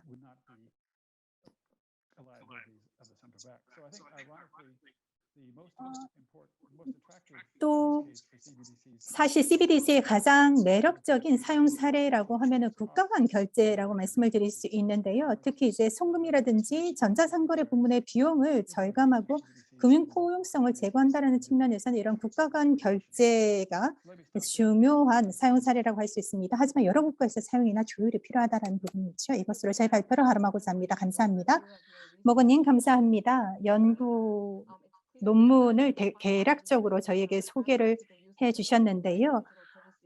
CBDC의 사용과 관련해서 리스크도 물론 몇 가지가 있지만 이와 관련한 이 잠재력이 특히 금융 포용성 측면에서는 크다라고 생각을 합니다. 다음번 패널을 소개하도록 하겠습니다. Venture capital called The Ventures.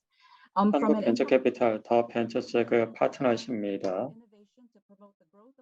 혁신을 통한 사회 기업가 육성, 이를 통한 기술 포용에 대해서 말씀을 해주시겠습니다.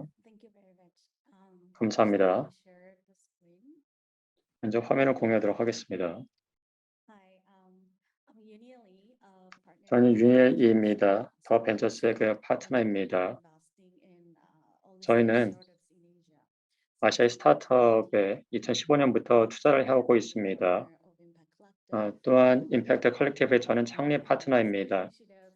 그래서 임팩트 투자 이니셔티브로서 벤처스와 민관 파트너 그리고 UN 파트너가 함께 만든 단체입니다. 임팩트 컬렉티브를 통해서 포용적인 임팩트 있는 스타트업 그 투자에 대해서 말씀드리겠습니다. 웹3의 혁신 그리고 다운 모델을 사용하는 그 방식으로서 이를 통해서 우리가 다양한 부문 간의 협력을 할 수가 있습니다. 저의 간단한 그 소개입니다. 우리는 아시아의 최초 그리고 가장 큰 커뮤니티 기반 투자 프로그램으로서 임팩트 스타트업의 초기에 엑셀레이팅을 도와주고 있습니다. 우리가 아시아에서 시작을 한 이유는 아시아는 세계적인 도전 과제가 가장 많은 영향을 준 지역입니다. 혁신적인 솔루션을 통해서 임팩트를 줄 수 있는 스타트업을 빠르게 성장을 시키게 되면은 가치를 새롭게 만들 수가 있고 어떤 도전 과제를 극복을 할 수가 있습니다. 저희는 현재까지 현지 그리고 국제적인 플레이어들 간의 커뮤니티를 만들었습니다. 여기에는 민간기구, 공공기구, 지원자 그리고 빌더들이 참여를 하고 있습니다. 우리가 2차례 연간 엑셀레이션 프로그램을 했고 이를 통해서 800개 이상의 스타트업, 39개 출신의 스타트업이 지원을 했었고 약 $500만 가지고 20개 이상의 스타트업에 지분 투자를 진행을 했습니다.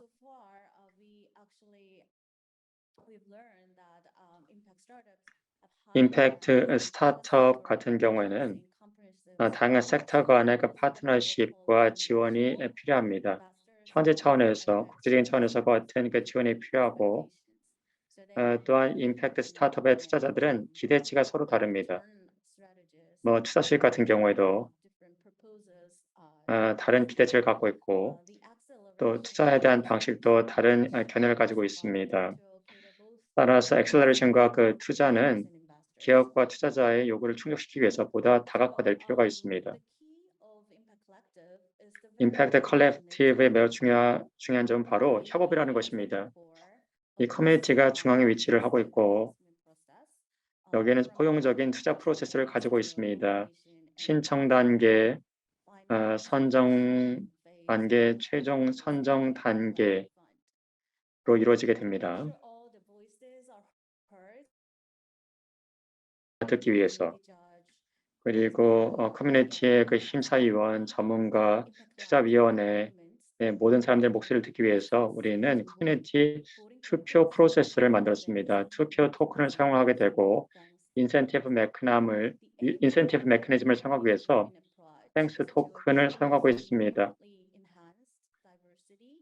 이를 통해서 다양성을 높일 수가 있고 또한 의사결정 과정에 있어서의 그 다양성을 높일 수가 있고 보다 포용적인 해결책을 찾을 수가 있고 재무 성과를 높일 수가 있고 또한 우리의 커뮤니티와 지구에 대한 긍정적인 효과를 향상을 시킬 수가 있습니다.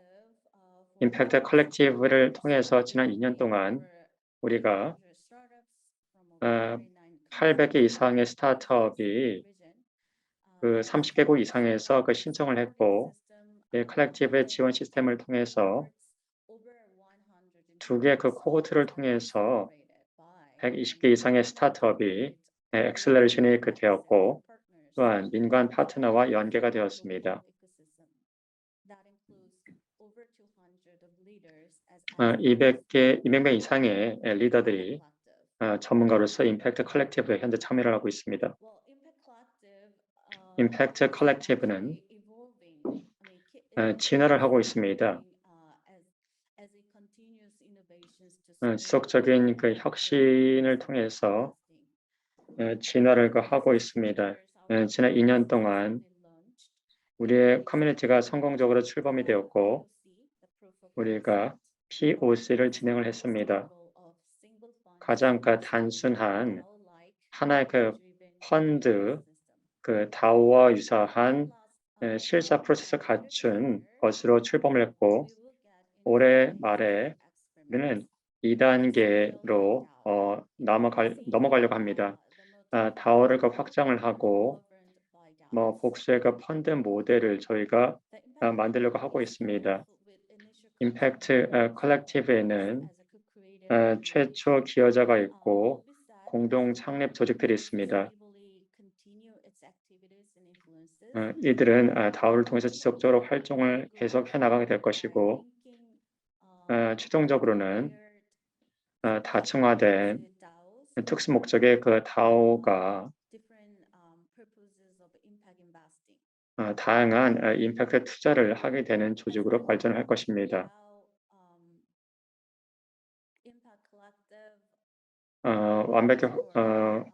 완벽한 그 DAO가 됨으로써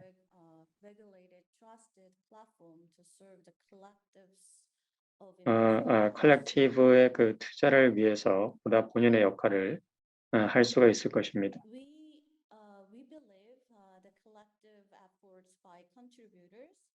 컬렉티브에 기여자들이 있습니다. 여기에는 개인과 그 전문가들이 있는데 DAO 회원들 중에는 투자자와 전문가들도 있습니다. 펀딩 파트너, 기술 기업, 공공 파트너, 다양한 기업과 지원 조직들이 참여함으로써 보다 포용적인 경제를 만들 것이고 보다 포용과 다양성을 향상을 시킬 수 있을 것입니다. DAO 형태의 컬렉티브 커뮤니티는 다양한 사람이 참여를 하게 됩니다. 이를 통해서 다양한 그 기회를 모색하고 파악을 하게 됩니다. 이와 같은 다양한 과정이 아니었다면 놓칠 수 있는 기회들을 포착을 할 수가 있습니다. 임팩트 컬렉티브는 단순히 금융적인 영향만을 추구하는 것이 아닙니다. 임팩트 컬렉티브 다오 커뮤니티의 그 여정은 스타트업 성장의 모든 라이프 사이클을 포함을 합니다. 우리가 임팩트 스타트업을 찾고 신뢰를 구축을 하고 다양성을 추구를 합니다. 그리고 중요한 스킬을 배우고 혁신을 통해서 추가적인 성장을 꾀하고 우리가 공동의 성장을 꾀합니다. 마음이 맞는 파트너와 그 동료들의 그 성장 지원을 통해서 같은 공동의 성장을 꾀하고 저희가 투자를 하게 되고 이 스타트업이 좋은 일을 하게 되고 사업을 잘 운영을 하게 되는 것을 지향을 합니다.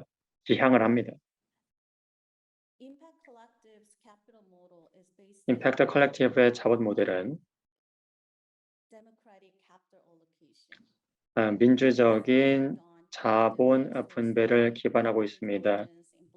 집단 블록체인에 기반한 집단적인 방식을 통해서 집단적인 의사 결정과 자율적인 투자 결정을 내립니다. 여기서 다양성이 중요합니다. 탈중앙화된 그 펀드가 커뮤니티 회원에 의해서 운영이 되게 되고 어떤 스타트업 그 투자에 대한 포용적인 모델을 그 바탕으로 할 것입니다. 군중들의 지혜를 바탕으로 해서 운영이 될 것이고 민주화된 방식으로 자본의 그 분배가 될 것입니다. 그리고 투표와 그 피드백 같은 경우에도 민주적인 방식으로 이루어집니다. 수천 개의 임팩트 스타트업을 지원하기 위해서 그리고 아시아 지역에서의 수많은 임팩트를 만들어내기 위해서 임팩트 컬렉티브 다오는 지속적으로 실험을 해 나갈 것이고 이 새로운 자본 모델을 통해서 시장에 그 영향을 줄 것입니다. 감사합니다. 네, 감사합니다. 커뮤니티에 기반한 방식 그리고 다오 구조는 투자자와 다른 민간 부문 참가자들이 스타트업에 지원을 해주고 있는 좋은 예라고 생각을 합니다. 감사합니다. 이제 마지막 발표자분을 모셔보도록 하겠습니다. 노파바이오 달마완 인도네시아 스타트업 커머스 창립자와 CEO 분이시고요. 커머스 같은 경우에는 농촌 지역 청년들을 인도네시아 전자상거래 부문의 중소기업과 연결하고 기술 교육을 제공함으로써 농촌 청년의 포용에 기여합니다.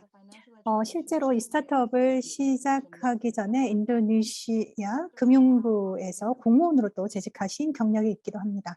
발표 진행해 주시기 바랍니다. 먼저 이렇게 시간을 내주셔서 감사합니다. 간단하게 제 소개를 하도록 하겠습니다. 저는 바이웨이고요. 인도네시아에서 일하고 있습니다. 커머스의 창립자이고 CEO이고요. 농촌 청년들의 생계와 삶을 이커머스와 관련된 잠재력을 현실화함으로써 도움을 주고 또 지원을 준다라고 말씀을 드릴 수 있습니다. 특히 일자리 기회를 이런 농촌 청년들에게 더 많이 제공함으로써 전자상거래 부분에서 이런 일자리 기회를 제공함으로써 그들의 생계와 삶을 개선시키기 위해서 노력을 하는 스타트업이라고 말씀을 드릴 수 있는데요. 저는 이 리아니와 그리고 아지즈의 사례를 들어서 여러분들께 저희의 스타트업에 대해서 좀 말씀을 드리고자 합니다. 실제로 리아니 같은 경우에는 푸발링가라는 농촌 지역에 살고 있는 젊은이이고요. 일자리를 찾기 위해서 노력을 하고 있지만 실제로 일자리를 찾는데 굉장히 어려움을 겪는 케이스였다라고 말씀을 드릴 수 있습니다.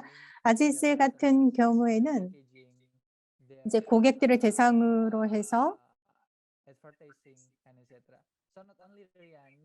온라인으로 주문을 받아서 패키징을 해서 고객들에게 발송하는 그런 비즈니스 중소기업을 운영을 하고 있는 상황입니다. 양쪽 다, 양 젊은이 다 굉장히 큰 이제 어려움을 겪고 있는 상황이었다라고 말씀을 드릴 수 있고요. 특히 이제 이 젊은이 리안이 같은 경우에는 일자리가 없다라는 부분도 있었고요. 그리고 일자리 취업을 하기 위해서 필요한 스킬이 또 결여되어 있다라는 부분도 있었습니다.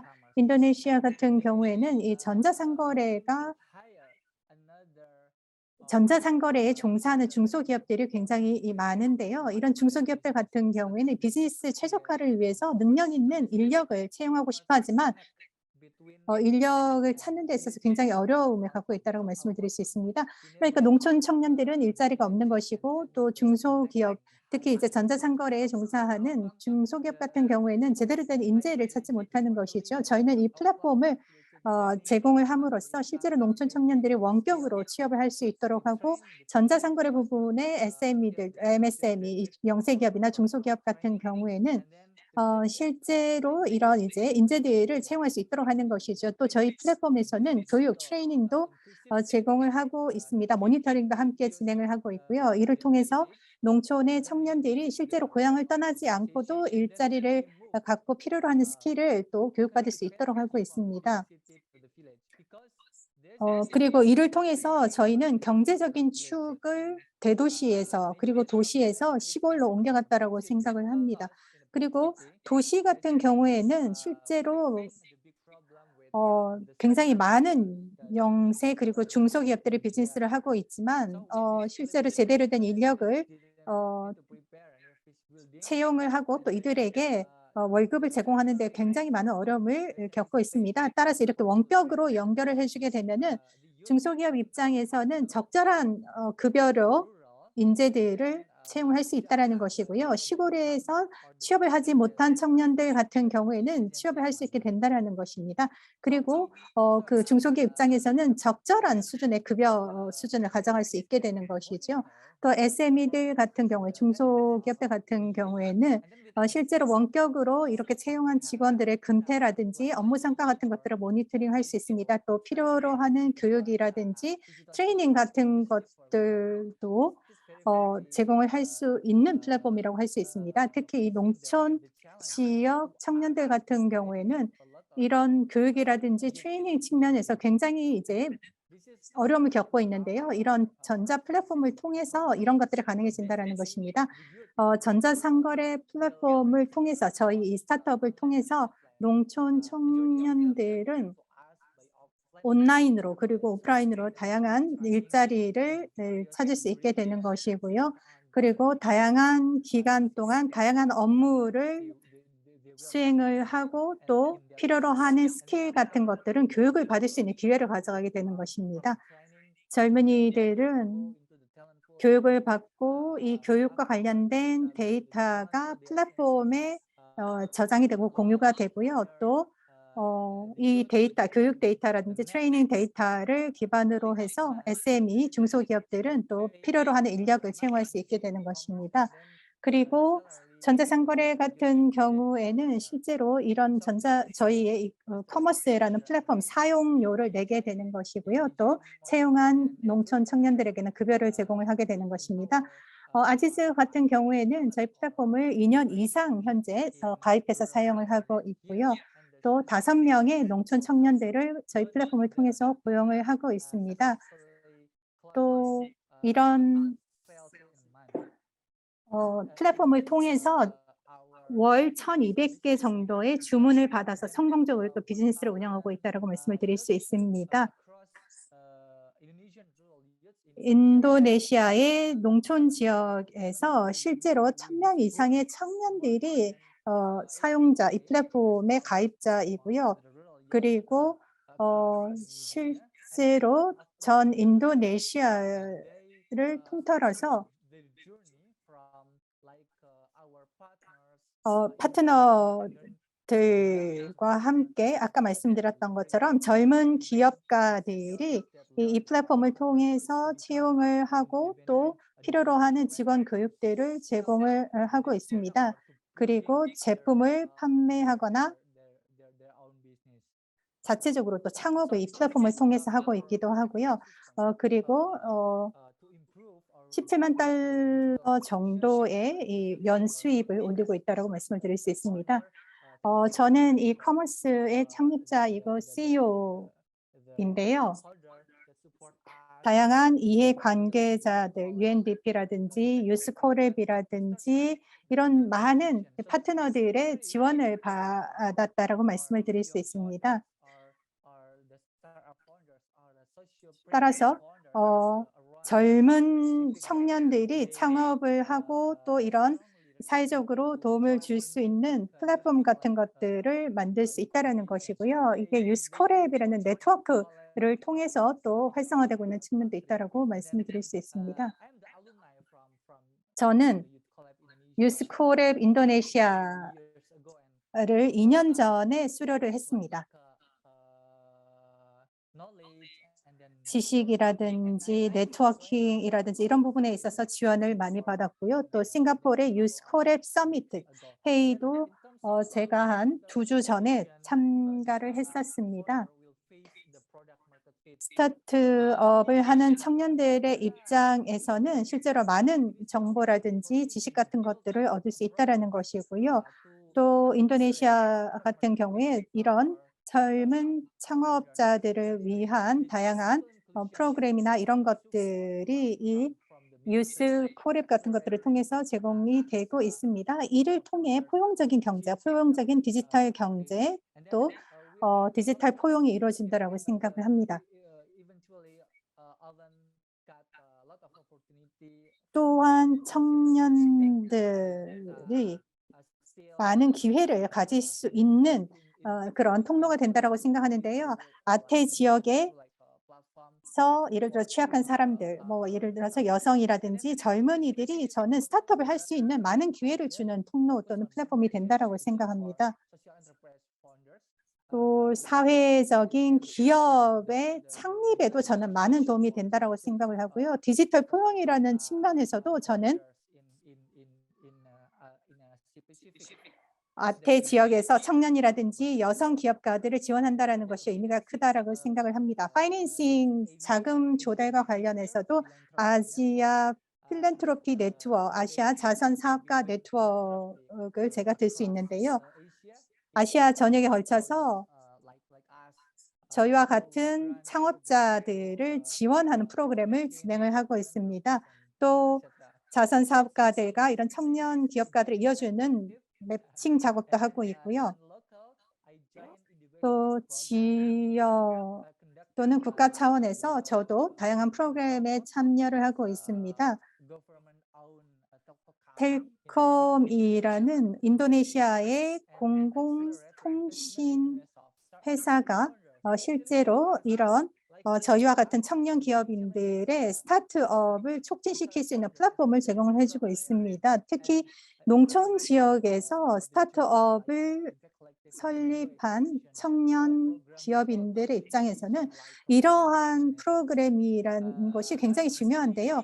어디에서 살고 있고 어디에서 기업을 운영하든지 위치에 구애받지 않고 또는 지역에 구애받지 않고 이런 프로그램들을 활용을 하고 또 이를 통해서 이 디지털 경제에 포함이 될 수 있기 때문입니다. 또 투자자들과 이런 청년 스타트업 기업가들을 또 매칭해주는 이런 프로그램도 많다라는 것이고요. 이를 통해서 청년 기업가들, 스타트업들 같은 경우에는 함께 네트워킹을 할 수도 있고 또 사회적으로 긍정적인 영향을 미칠 수 있는 기회를 제공받는다라고 생각을 합니다. 또 저희와 같은 청년 창업가들 같은 경우에는 이 파이낸싱 측면에서 해외 투자 같은 것들도 굉장히 필요로 하는 상황이라고 말씀을 드릴 수 있습니다. 벤처 캐피털이라든지 이런 것들을 통해서 더 많은 청년 기업가들이 실사 프로세스 같은 것들을 거쳐서 투자를 받게 되기를 이제 기대를 하고 있고요. 특히 이제 파이낸싱이라는 측면에서 기대치라든지 아니면은 이런 투자 기간의 측면에서 저희와 같은 청년 기업가들에게 친화적인 파이낸싱이 이루어져야 될 것이라고 생각합니다. 출구 전략이라든지 투자 엑싯 출구 전략도 마찬가지로 이런 젊은 아태 지역의 청년 기업가들에게 친화적인 형식의 파이낸싱이 이루어져야 될 것이라고 생각을 하고요. 그리고 UNDP와 같은 다양한 파트너들의 프로그램을 통해서 저는 다양한 분절적인 생태계들이 함께 연결되고 통합되는 것이 필요하다고 생각을 합니다. 정부와 그리고 민간 분야가 함께 손을 잡아서 아태 지역에서 이런 생태계를 만들고 그게 또 이 지역을 넘어서서 또 뻗어나가야 된다라고 생각을 하고요. 제 의견으로는 이러한 생태계가 서로 연결이 된다라고 하면은 디지털 포용이라는 측면에서 그리고 청년들의 창업, 스타트업이라는 측면에서 더욱더 강화된 생태계를 만들어낼 수 있을 것이라고 생각을 합니다. 그렇게 된다라고 하면은 디지털 포용이라는 측면에서도 더욱더 큰 긍정적인 영향을 미칠 수 있을 것으로 믿어 의심치 않습니다. 이것으로 제 발표를 가름하겠습니다. 감사합니다, 하윤님. 청년 사업가로서 이 경험도 저희와 함께 공유를 해주신 것 같고요. 커머스 같은 경우에는 이런 청년 지역가들에 대한 지원 프로그램이 어떤 식으로 작동이 되고 어떤 긍정적인 영향을 가져올 수 있는지를 잘 보여준 사례인 것 같습니다. 이것으로 발표 부분을 마치도록 하겠습니다. 그 좋은 아이디어와 그 교훈을 아마도 얻으셨을 것이라고 생각을 합니다. 그럼 이제 질의응답 시간으로 넘어가도록 하겠습니다. 흥미로운 질문이 들어오고 있습니다. 말씀드렸다시피 저희가 또한 사전에 등록을 하면서 질문도 수집을 했습니다. 저희가 모든 질문을 남은 30분 동안 다 다루지 못할 것입니다. 하지만 계속해서 반복되는 질문 같은 경우는 저희가 연사분들께 질문을 드리도록 하겠습니다. 먼저 2개의 질문을 민 팀장님께 드리도록 하겠습니다. 한국의 예에 대한 질문이 몇 가지가 있었습니다. 2가지 질문에 대해서 드리겠습니다. 첫 번째 질문은 NIA의 여러 이니셔티브는 정부와 민간 기관의 파트너십을 기반으로 하고 있습니다. 이 같은 민관 협력이 어떻게 최초로 만들어지고 이행이 될 수가 있었나요? NIA가 함께 협력을 하고 있는 몇 민간 기업에 대해서 예를 부탁드립니다. 2번째 질문은 다양한 형태로 나왔던 그 질문인데요. 한국은 젠더의 디지털 격차를 메우기 위해서 어떠한 지원, 어떠한 그 프로그램 운영을 하고 있나요? 니어라든가 또는 한국 정부가 젠더의 디지털 격차를 메우기 위해서 하고 있는 활동이라든가 지원에 대해서 말씀해 주시면 좋을 것 같습니다. 네, 질문 감사합니다. 우선 그 민간 협력과 관련해서는 앞서 제가 발표했듯이 성공적인 디지털 포용 정책 추진을 위해서 민관 협력이 이제 핵심이기 때문에 디지털 포용 계획에 디지털 포용을 위한 민간 협력의 그 거버넌스를 구축하고 정책 협의체를 구성한다는 계획이 담겨 있습니다. 이 계획에 따라서 저희가 20년부터 디지털 역량 파트, 그다음 디지털 접근성 파트, 그다음 디지털 포용 기업 파트 등 5개 분과 한 100여 명의 학계, 민간, 공공 전문가로 구성된 디지털 포용 포럼을 발족 운영하고 있습니다. 현재 운영하고 있고요. 이 디지털 포용 포럼은 디지털 포용 관련 정책을 발굴하고 논의하고 그다음에 그 법 제도 개선에 관한 그 민간의 의견도 수렴하고요. 또 정책 수립과 정책을 심의를 지원하는 역할도 하고 있습니다. 정례적으로 2개월에 한 번씩 그 정례적인 모임을 갖고 있고 또 연말에 종합적인 그 모임에 대한 결과를 토론하는 뭐 이런 장도 마련하고 있습니다. 또한 그 이 디지털 포용 포럼 이 민관 협력을 점진적으로 확대하기 위해서 매년 저희가 6월이 정보문화의 달인데요. 대한민국의 정보문화의 달인데 이 매년 정보문화의 달을 통해서 디지털 포용을 위해 기여하는 민간 등을 신규 협의체로 발굴하고 협력 체계로 넓히기 위해서 정보문화의 달을 통해서 이 디지털 포용 거버넌스 선포식 이런 세리머니도 하고 관련 그 디지털 포용 정책을 우수하게 이끈 이런 기업이나 민간 분들에게 포상을 하는 뭐 이런 세레모니도 함께 진행하고 있습니다. 그리고 다음 질문인 젠더 분야의 디지털 격차 해소에 관한 내용은 실제로 이 대한민국도 여성들은 이제 결혼이라든지 육아라든지 이런 문제 등으로 개인 의지와 상관없이 학업 혹은 일자리, 취업 등이 중단되는 현상이 발생되곤 합니다. 특히 디지털 분야에서도 디지털 역량을 갖춘 여성들이 이런 사유로 디지털 사회 경제적 참여에 불평등의 처우를 받는다고 할 수 있겠죠. 그래서 저희 NIA에서는 이런 개인의 의지와 상관없이 디지털 경제 참여에 있어서 기회가 단절되신 여성분들을 위해 별도의 여성 소프트웨어 디지털 교육을 추진하고 일자리 연계를 지원하고 있습니다. 실제로 매년 여성 소프트웨어 디지털 교육을 통해서 약 120여 명의 여성을 대상으로 별도의 디지털 직업 교육을 추진하고 있으며 이를 통해서 소프트웨어 교육 전문가라든지 데이터 분석가 등으로 이 재취업 기회를 제공하고 있고 실제 이 교육을 통해서 교육 이수생의 한 80% 정도 여성 인력이 재취업하는 성과를 거두고 있습니다. 그간 추진한 이런 여성 소프트웨어 디지털 교육 사업 추진의 노하우를 바탕으로 이 디지털 배움터 사업과 디지털 역량센터 사업과 연계해서 여성의 디지털 경제 참여를 위한 다양한 사업을 지속적으로 확대 강화할 예정입니다. All right, thank you so much, Mr. Min. I take a personal interest. 감사드립니다. 또 여성의 소프트웨어 교육 프로그램에 대해서 관심이 있는데요. 뭐 기회가 된다면은 여성의 소프트웨어 교육 프로그램에 대해서 향후 좀 더 듣도록 하겠습니다.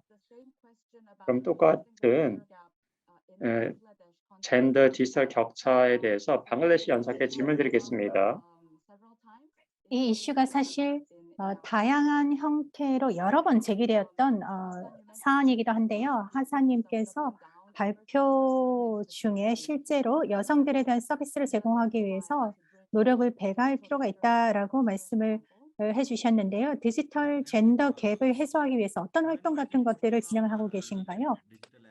실제로 디지털 젠더 갭이라는 측면에서 디지털 격차라는 것은 디지털 서비스에 대한 액세스 측면에서의 격차라고 말씀을 드릴 수 있습니다. 원스톱 서비스 같은 것들을 저희가 4,000개 이상의 디지털 센터를 통해서 제공을 하고 있고요.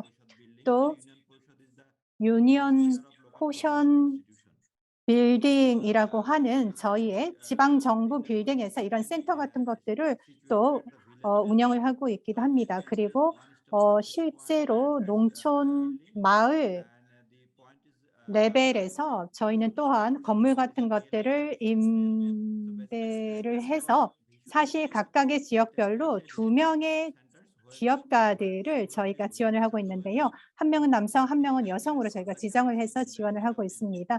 디지털과 관련된 다양한 서비스라든지 이런 디지털 툴에 액세스를 할 수 있도록 접근성을 가져갈 수 있도록 저희는 다양한 프로그램을 통해서 진행을 하고 있고요. 또 이런 농촌 지역에서의 디지털 서비스 제공을 위해서 저희가 중점적으로 2명의 기업가들을 지원을 하고 있고 한 명은 남성, 한 명은 여성으로 저희가 특정해서 여성 기업가들을 또 지원하고 있기도 합니다. 여성이라고 하면은 아까 말씀드렸던 것처럼 이 유니언 레벨에서 저희가 지정을 하고 또 지원을 하고 있고요. 특히 이제 이 여성 전문가들을 또는 여성 기업가들을 저희는 포컬 포인트로 해서 해당 지역의 여성들에 대한 서비스 창구로 또 이용을 하고 서비스로 활성화하기 위한 매개로 또 이용을 하기도 합니다. 또 다른 프로그램도 있는데요. 다양한 정부의 지급 프로그램 같은 것들도 있고요. 실제로 정책을 설계하는 측면에 있어서 농촌 지역의 여성들이 디지털 계좌에 액세스를 할 수 있고 이를 통해서 디지털 서비스를 받을 수 있도록 하는 데 포커스를 맞추고 있습니다. 감사합니다. 하산님. 이런 지역 공동체 측면에서 또는 레벨에서의 구체적인 사례를 같이 공유를 해주셨는데요. 이런 젠더 갭이라는 측면에서의 이제 이슈를 해소하기 위한 노력을 구체적으로 말씀을 해주셨습니다. 이제 여러분께서 지적해 주신 이슈이기도 한데요. 몇 분의 발표자분께서 디지털 접근성과 스킬 구축에 대해서 이제 많이 얘기를 해주신 것 같은데요. 핵심 프로그램이 이제 유엔이 지원하는 프로그램도 좋고요. 특히 디지털 인프라가 제한적인 국가에서 디지털 전환을 촉진하기 위한 프로그램에는 어떤 것들이 있을까요? 특히 이제 디지털에 대한 접근성이 부족한 국가의 사례를 말씀해 주시기 바랍니다. 쉽지 않은 질문입니다. 제가 발제에서 말씀드렸다시피 정부 정책에 있어서 정부 정책은 아주 전략적이어야 합니다. 또 얘는 바로 한국에서의 디지털 포용 정책일 것입니다. 아주 대상이 분명하기 때문입니다. 그리고 방글라데시도 유사한 어떤 여성을 타겟으로 하는 정책이 있었죠. 어떻게 말씀을 드릴까요? 아시아의 그 여성의 그 역량 강화가 매우 중요합니다. 따라서 여성의 역량 강화를 하게 되면은 경제가 많이 성장을 할 수가 있습니다. 저는 포용이라는 것을 디지털 정책에 합치는 것에 대해서 노력을 하고 있는데 저희가 몽고에서도 비슷한 활동을 진행하고 있습니다. 저희가 포용에 있어서 아주 가난한 여성들을 타겟으로 삼아서 이 프로그램을 진행을 했었습니다. 또한 아태에 인천에 아태 지역 훈련센터가 있습니다. 이곳에서는 저희가 디지털 기술 교육을 기술 정책을 담당하는 정책 입안자 그리고 여성 기업가들에게 제공을 하고 있습니다. 그리고 또한 여성 기업가 정신을 위한 기업가를 위한 그 프로그램을 진행하고 있습니다. 우리는 디지털 금융의 스타트업 기업들과 긴밀하게 협력을 하고 있습니다. 저희는 핀텍 여성 혁신 펀드를 만들었고 그 여성 기업가들에 대한 접근성을 위한 해결책을 만들어내고 있습니다. 캄보디아 같은 경우에도 캄보디아의 여성 기업가들 같은 경우에는 금융 거래 기록이 없기 때문에 대출을 얻는 것이 매우 어렵습니다. 그래서 우리는 회계와 관련된 앱을 만들었습니다. 이 앱을 통해서 내가 사업에 이와 같은 비용을 지출했다는 것을 기록할 수가 있고 이와 같은 입력을 하게 되면 이 앱이 금융 보고서를 만들어주게 됩니다. 이를 통해서 은행에 가서 이 보고서를 가지고 대출을 받을 수가 있습니다. 이들이 디지털 능력이 떨어지는 경우도 있습니다. 하지만 이제 이 앱이 너무나 사용 간단하기 때문에 이 앱을 사용하기 위해서는 디지털 기술이 굳이 필요하지 않은 경우도 있습니다. 따라서 기술을 통해서 디지털 기술이 떨어지는 사람들도 또 심지어 읽지 못하는 사람들도 디지털 기술에 접근할 수 있도록 해야 된다고 생각을 합니다. 감사합니다. 예, 답변 감사합니다. 구체적인 예를 다양한 국가를 통해서 들어주셨습니다. 그리고 UNAPCIT에 대해서 말씀해 주셨는데요. 한국에 위치해 있고요. 이 기관도 역량 강화를 위해서 현재 중요한 역할을 하고 있습니다. 감사합니다. 이제 모건님에게 동일한 질문을 드리고자 하는데요. 여러 번 나온 질문이기 때문에 동일한 질문을 드리도록 하겠습니다. 그리고 또 가능하다면 다른 질문도 하나 드리고 싶은데요. 사전 등록에서 저희가 취합한 질문도 하나 더 있습니다. 첫 번째 질문은 특히 이제 디지털 인프라라는 측면에서 특히 이제 개도국이라든지 또는 후진국 측면에서 이런 디지털 액세스가 제한된 곳에서의 디지털 포용성을 어떤 식으로 확보할 수 있을지에 대해서 말씀을 부탁드립니다. 그리고 실제로 다른 CBCD 이외에도 핀텍이라든지 다른 금융의 포용성과 관련된 혁신적인 솔루션이 가지고 있는 기회라든지 리스크에 대해서 좀 말씀을 드리고자 합니다. 새로운 주제이긴 하지만 아마 이 부분도 연구에 포함이 되어 있는 것 같기 때문에 함께 대답해 주시면 감사하겠습니다. 먼저 디지털 포용이라는 측면에서 좀 말씀을 드리고자 하는데요. 기본적인 인프라가 없다라고 하면 디지털 포용이라는 것이 굉장히 어려운 주제가 될 수 있습니다. 인터넷 연결이 안 된다라고 하면, 되어 있지 않다라고 하면은 특히 이제 농촌 지역 같은 경우에 스마트폰이라든지 또는 피처폰을 사용한 이런 디지털 서비스 활용이 어렵다라는 것이죠. 이런 기본적인 요건이 충족이 돼야 된다라는 것입니다. 또 많은 경우에 스마트폰을 가져가기 위해서는 이제 아이디 같은 것들이 미리 있어야 된다는 것이죠. 신분증이라든지 이런 것들이 있어야 된다는 것이고 이런 기저 인프라가 필요하다는 것입니다. 그게 아까 말씀드렸던 것처럼 먼저 이런 스마트폰이라든지 피처폰을 보급하는 것이 첫 번째 단계라고 생각을 합니다. 또 다른 측면에 대해서 좀 말씀을 드리면 디지털 리터러시를 제고하기 위해서 또 디지털 금융 리터러시를 강화하기 위해서 필요한 내용에 대해서 좀 말씀을 드리고자 합니다. 실제로 디지털 툴 같은 것들을 이용하는 데 있어서 어려움을 겪는 사람들을 보게 되면은 이런 디지털 툴을 사용하는 데 있어서의 다양한 리스크라든지 이런 것들에 대해서 이해를 하지 못하고 있는 경우가 많습니다. 따라서 인프라가 필요한데요. 디지털 리터러시 그리고 디지털 금융 리터러시 측면에서의 이 인프라가 필요하면서 동시에 소비자들을 보호할 수 있는 이런 인프라도 필요하다라고 말씀을 드릴 수 있습니다. 이를 통해서 시스템에 대한 신뢰를 구축할 수 있을 것이고요. 또 다각적인 접근법이 필요한 사안이라고 저는 생각하는데요. 특히 이제 소외된 계층 같은 경우에는 디지털 기술을 사용하는 데 있어서 많은 어려움을 겪고 있기 때문에 이런 다각적인 접근이 필요하다고 생각합니다. 두 번째 질문과 관련해서 좀 말씀드리고 싶은 부분은요. 주요 금융 기술과 관련해서 4가지 정도 중요한 분야가 있는데 첫 번째는 페이먼트 부분이고요. 결제 부분이고요. 두 번째로는 기금 조성 부분입니다.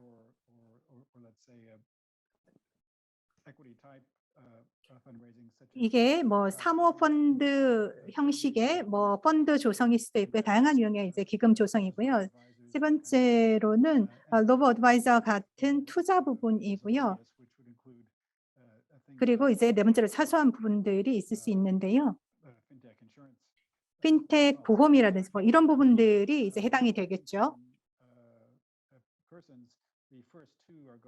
특히 이제 저소득 계층 같은 경우에는 이 페이먼트, 결제 또는 지급 시스템이라는 측면을 저희가 좀 진작에 고려할 필요가 있을 것 같습니다. 이게 이제 신원 도용이라든지 이런 관련된 리스크에 노출될 수 있다라는 것이고요. 또 뭐 예를 들어서 사기와 관련된 문자 메시지를 받는데 이거와 관련해서 이제 뭐 신용 도용을 당한다든지 특히 코로나19 기간에 이런 사례들이 점점 이제 증가하는 추세를 보였습니다. 그러니까 핀테크가 도입이 많이 될수록 이 핀테크를 이용한 사기에 노출될 수 있는 리스크도 높아진다라는 것이고요. 또 기금 조성, 펀드레이징과 관련해서 가장 큰 리스크는 오버버링이라고 할 수 있습니다. 좀 아이러니하죠. 실제로 본인들이 내는 금리라든지 수수료 이런 것들과 관련해서 실제로 이제 복리라든지 아니면 변동금리를 사용하는 사람들 같은 경우에는 커다란 리스크에 노출될 수 있다라는 것입니다. 다시 말씀드리지만 특히 이제 규제적인 측면에서 대출 기관들이 금리 같은 것들, 대출 기관의 금리 같은 것들을 제한한다든지 하는 이런 소비자 보호 메커니즘이 필요할 것이라고 생각합니다. 이것으로 저희 답변을 가름하고자 합니다. 굉장히 간략하게 큰 질문에 간략하게 잘 대답을 해주신 것 같습니다. 다시 한 번 더 감사드립니다. 그리고 업스킬링이라는 부분도 말씀해 주신 것 같은데요. 개독의 관점에서 업스킬링이 굉장히 중요하다고 생각을 합니다. 이게 또 다음번 질문과도 연결이 되는데요. 민간 분야의 참가자분들에게 굉장히 중요한 주제일 것이라고 생각을 합니다.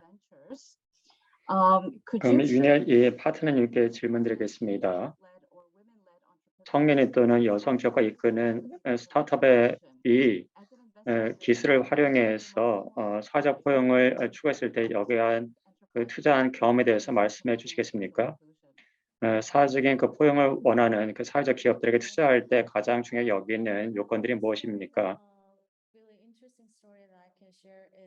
제가 재미있는 이야기를 하나 말씀드리겠습니다. 파키스탄에 기반한 여성 기업가가 이끄는 인터넷 스타트업 기업이 있었습니다. 셰프 카하니는 2명의 여성의 박사학위 소지자가 공동 창립했습니다. 이들은 텔레메디칼 서비스를 제공했었고, 또한 파키스탄에서 이 헬스 클리닉도 운영을 했습니다. 이들은 수요와 공급의 격차를 메우기 위해서고, 이제 의료 자원이 부족한 곳에서 의료 서비스를 제공하고자 했습니다. 파키스탄은 세계에서 인구가 5번째로 많은 국가입니다. 인구가 2억 2천만 명이 넘습니다.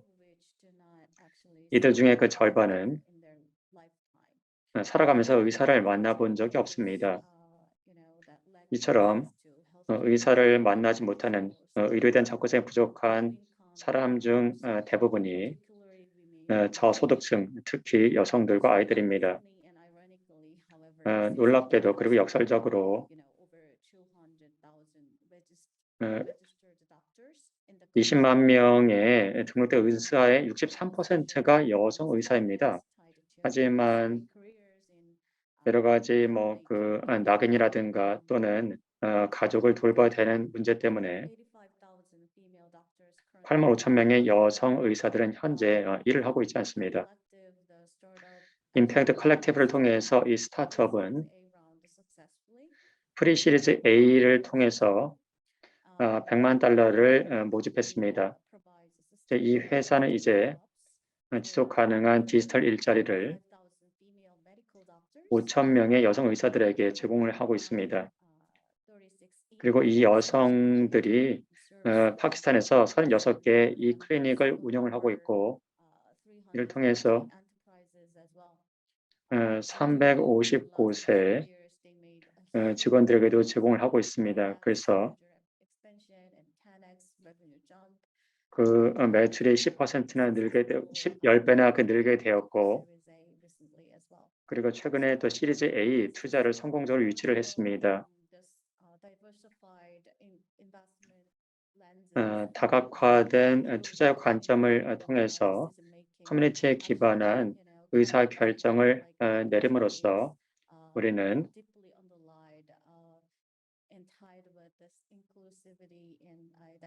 포용 그리고 다양성과 관련된 분야에서 투자를 할 수가 있었습니다. 두 번째 질문에 대한 답으로서 저희가 디지털 기술에 대한 투자를 고민할 때 사회적인 포용을 위한 디지털 기업에 대해서 투자를 결정하기 전에 우리가 주로 고려하는 요인은 임팩트와 수익의 균형입니다. 투자 결정이기 때문에 저희가 투자 성과, 재무 성과를 무시할 수가 없습니다. 하지만 저희는 재무 성과에만 관심을 갖고 있는 것이 아니고, 우리는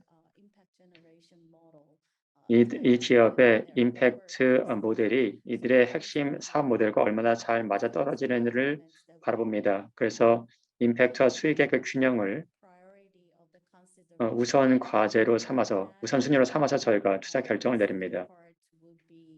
그리고 나서 또한 저희는 확장성도 염두에 둡니다. 이 기업의 솔루션이 얼마나 혁신적인지, 이 솔루션이 확장성이 얼마나 좋은지에 대해서 살펴봅니다. 확장성이 있어야지만 저희는 한 번의 투자를 통해서 아주 긍정적인 효과를 극대화할 수가 있기 때문입니다. 그렇기 때문에 투자에 대한 포용 모델이 포용적 경제에도 도움이 될 것이라고 생각을 합니다. 예, 감사합니다. 임팩트와 수익의 균형 그리고 확장성. 그래서 오늘 참석하신 사회적 기업께서는 이것을 염두에 두시고 다음에 혹시 투자가 필요하실 때 이것을 염두에 두시고 해주시기 바랍니다. 네, 마지막 질문은 당연히 이제 노바바이오 달마와님께 드리고자 하는데요. 발표에서도 잠시 언급하셨습니다만 실제로 이 바이오달마님께서 청년 기업가이시기 때문에 디지털 경제에서 평등한 기회를 갖는 데 있어서 청년 기업가들이 어떤 도전 과제 직면에 있는지를 말씀을 부탁드립니다. 정부라든지 다른 섹터의 파트너가 어떤 식으로 지원을 해주시면 좋을지, 어떤 지원을 필요로 하는지를 좀 듣고 싶은데요. 감사합니다. 제 의견으로는 인도네시아의 모든 청년 기업가들이 아마 이제 유사한 경험을 가져갈 것이라고 생각을 하는데요. 다른 아시아의 국가도 마찬가지겠습니다만은 인도네시아 같은 경우에는 정보와 관련한 정보 접근성 측면에서의 어려움이 있습니다. 굉장히 많은 프로그램이 ICT 부처 또는 정보 부처라든지 이런 부분에서 진행이 되고요. 그리고 특히 이제 UNDP라든지 또한 예를 들어서 시티 플래너라든지 이런 다양한 BBS 파운데이션이라든지 이런 프로그램이 실제로 온라인을 통해서 진행이 됩니다. 그리고 굉장히 많은 정보들이 제공이 되고 있죠. 그런데 실제로 이런 부분들이 지역적인 관점에서 이제 실행이 되어야 된다는 것입니다. 근데 지역적으로 이런 프로그램에 참여하기 위해서는 정보가 제대로 공유되지 않는다라는 것이고요. 디지털 포용이라는 것은 디지털 경제에서의 기회에 접근할 수 있어야 된다는 것이고요. 모든 공공 분야 그리고 민간 분야에서의 이런 정보에 대한 접근성이 확보가 되어야 된다는 것입니다.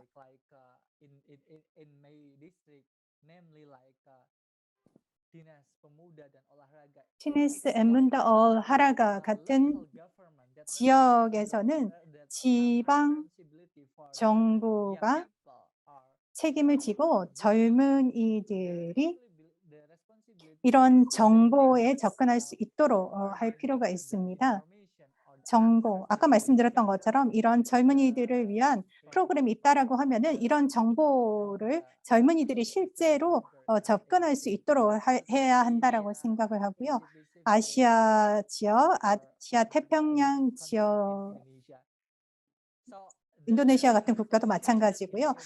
이런 것이 공통적으로 직면한 도전 과제가 아닐까라고 생각을 합니다. 첫 번째가 이제 정보를 알기가 어렵다. 정보에 대한 접근성이 떨어진다라는 것이고요.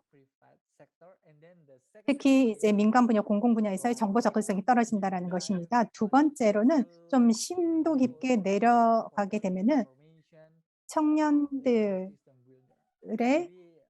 입장에서 이런 디지털 경제와 관련한 이 생태계에 참여하기가 어렵다라는 부분입니다. 이것이 저희 의견입니다. 네, 실제로 청년 기업가의 입으로부터 듣는 생생한 증언이었다고 생각을 합니다. 지적하셨던 것처럼 정보를 간소화하고 정보에 접근할 수 있도록 해야 된다는 것이고요. 저희가 오늘 나눈 담화가 실제로 민간 분야에서 이런 부분에서의 정보를 간소화하는 데 도움이 될 것이라고 생각합니다. 다시 한 번 더 감사드립니다. 오늘 참석하신 모든 분께 감사의 말씀을 드립니다.